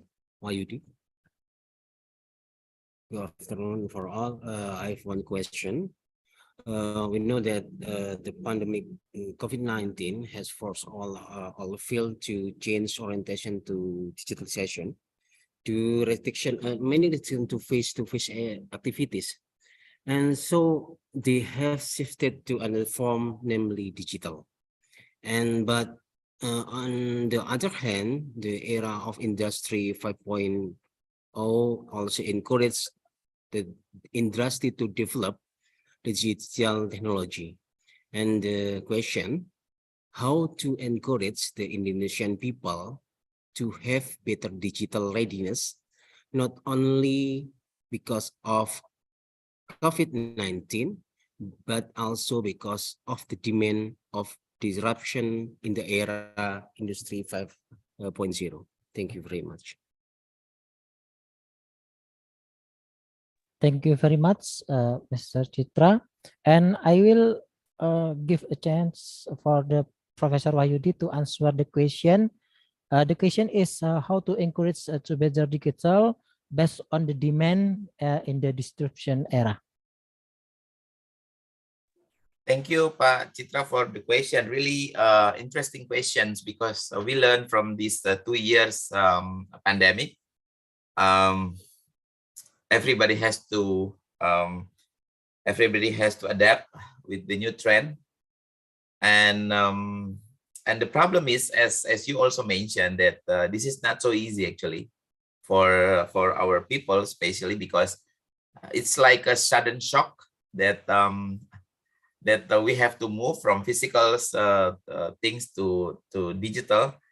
And then the problem is, as we can see, let's say for in education, we thought that okay, we use Zoom or Google Meet and so on, this will be enough. But then of course this is not enough, right? Because the thing is, the human interaction is still needed, right? And then this is one of the key point that the current technology could not afford it. So so the 5.0 required that the interactions between the humans still be there while using the digital technology. But this is the strong aspect that we don't get it yet. But I think in near future, we can see now by using the VR technology or other stuff, we might go to that into that point. But of course, still, you know, a human interaction is always should be there, right? Otherwise, it's not. It's a awkward situation, let's say. Okay, but then anyway, the people in Indonesia, of course, we are forcing now. We have to go to digital digital transformation because everything is changed. And then the key point is, of course, also is education. We should not say that the wrong thing is the digital or the technology, but how can we use this technology? Then this is the point. For example, if we have an education through digital, okay, through digital technology like Zoom and stuff like that, we are not only just make a presentation like that and that's all, but we have to make it more more interesting for our student as well. So this is one of the key point and research thing that everybody start to looking at, so that they can get the benefit of this digital transformation, other than think that we cannot do too much with all this digital transformation, right? So yes, to encourage them, of course, by having the access. That's the reason why the government also start to develop all the infrastructure to make a better access up to the village level. And then but not only that, the important thing is education. How can we use this technology wisely and can give us a benefit? Otherwise, the technology is technology. There is no value in that, right? So the value is depend on us. So this is one of the important thing as well, beside also the connection or manufacturing the cheap digital handphone or smartphone, for example, laptop or anything like that. So I hope that's a bit answer your question. Thank you. Yeah, thank you very much for your answer. We know that in near agenda, our government have to shift thing from the television analog to digital television. We know it's some challenging for us how to make a more readiness for that. Maybe it's some the homework for us. Not all people have some readiness, because we know that infrastructure is the one key to shift it. Maybe like that, Mr. Wayudi. Yeah, that's true. So even very simple thing, only change between analog to digital is quite difficult. You remember that our government already shifted many times now. So now it's changing to November. We'll see. And it's only because of there are still millions of people using the analog TV, right? So this is another things that our government has to do, and then that's the reason why they have to give a free box, digital box. Yes, I see. Okay. This is one of the penetration actually. Okay, thank you very much. Okay, thank you, Mr. Citra. And Professor Wayudi, because our limited time, I will ask the last question for you from the chat box. I will read it for you. How to improve human resource, especially improving one's education, often with the development of information technology. With what is your perspective in practitioners in IT field? Wow, this is also another great question. Right. Yes. Yeah, if we can see that currently, especially for development of information technology, we supposed not to only see or hear to see I mean to follow the curriculum, right? So so this is also quite important because a lot of things now happens because there are many courses as well, and then and even if we can see in internet, there are a lot of free course, for example, that we can follow. And even if we see that a lot of hackers, for example, they don't go with the formal education, they go with all the courses, or they just read all the the free course over there, and they can go with that. So the thing is they have to get their mindsets first, and then they can be encouraged to do all these information technology development. So maybe that's answer the question. Thank you. Okay, thank you very much, Professor Wayudi. Because the limited time, we need to finish this agenda. Thank you very much for your good presentation. I hope we can see more in next agenda. Thank you very much, Mr. Wayudi. Thank you very much, Pak Edianto. Thank you so much for all the attention. Okay.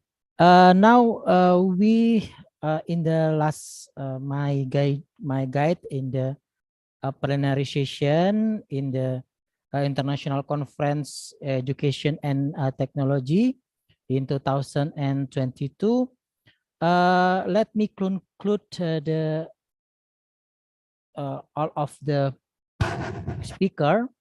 The first one from the Professor Osogul talk about the systematic design of instruction for supporting STEM outcome with digital technology. And the second one is from the Professor Guo Zhenwang.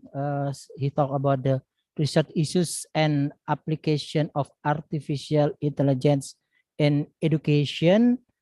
And the third one is talk about peace education curriculum from the administration to the new topic. And the last one from the Professor Wahyudi talk about the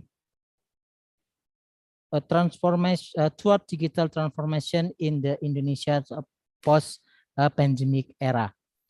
I think that's all for this plenary session.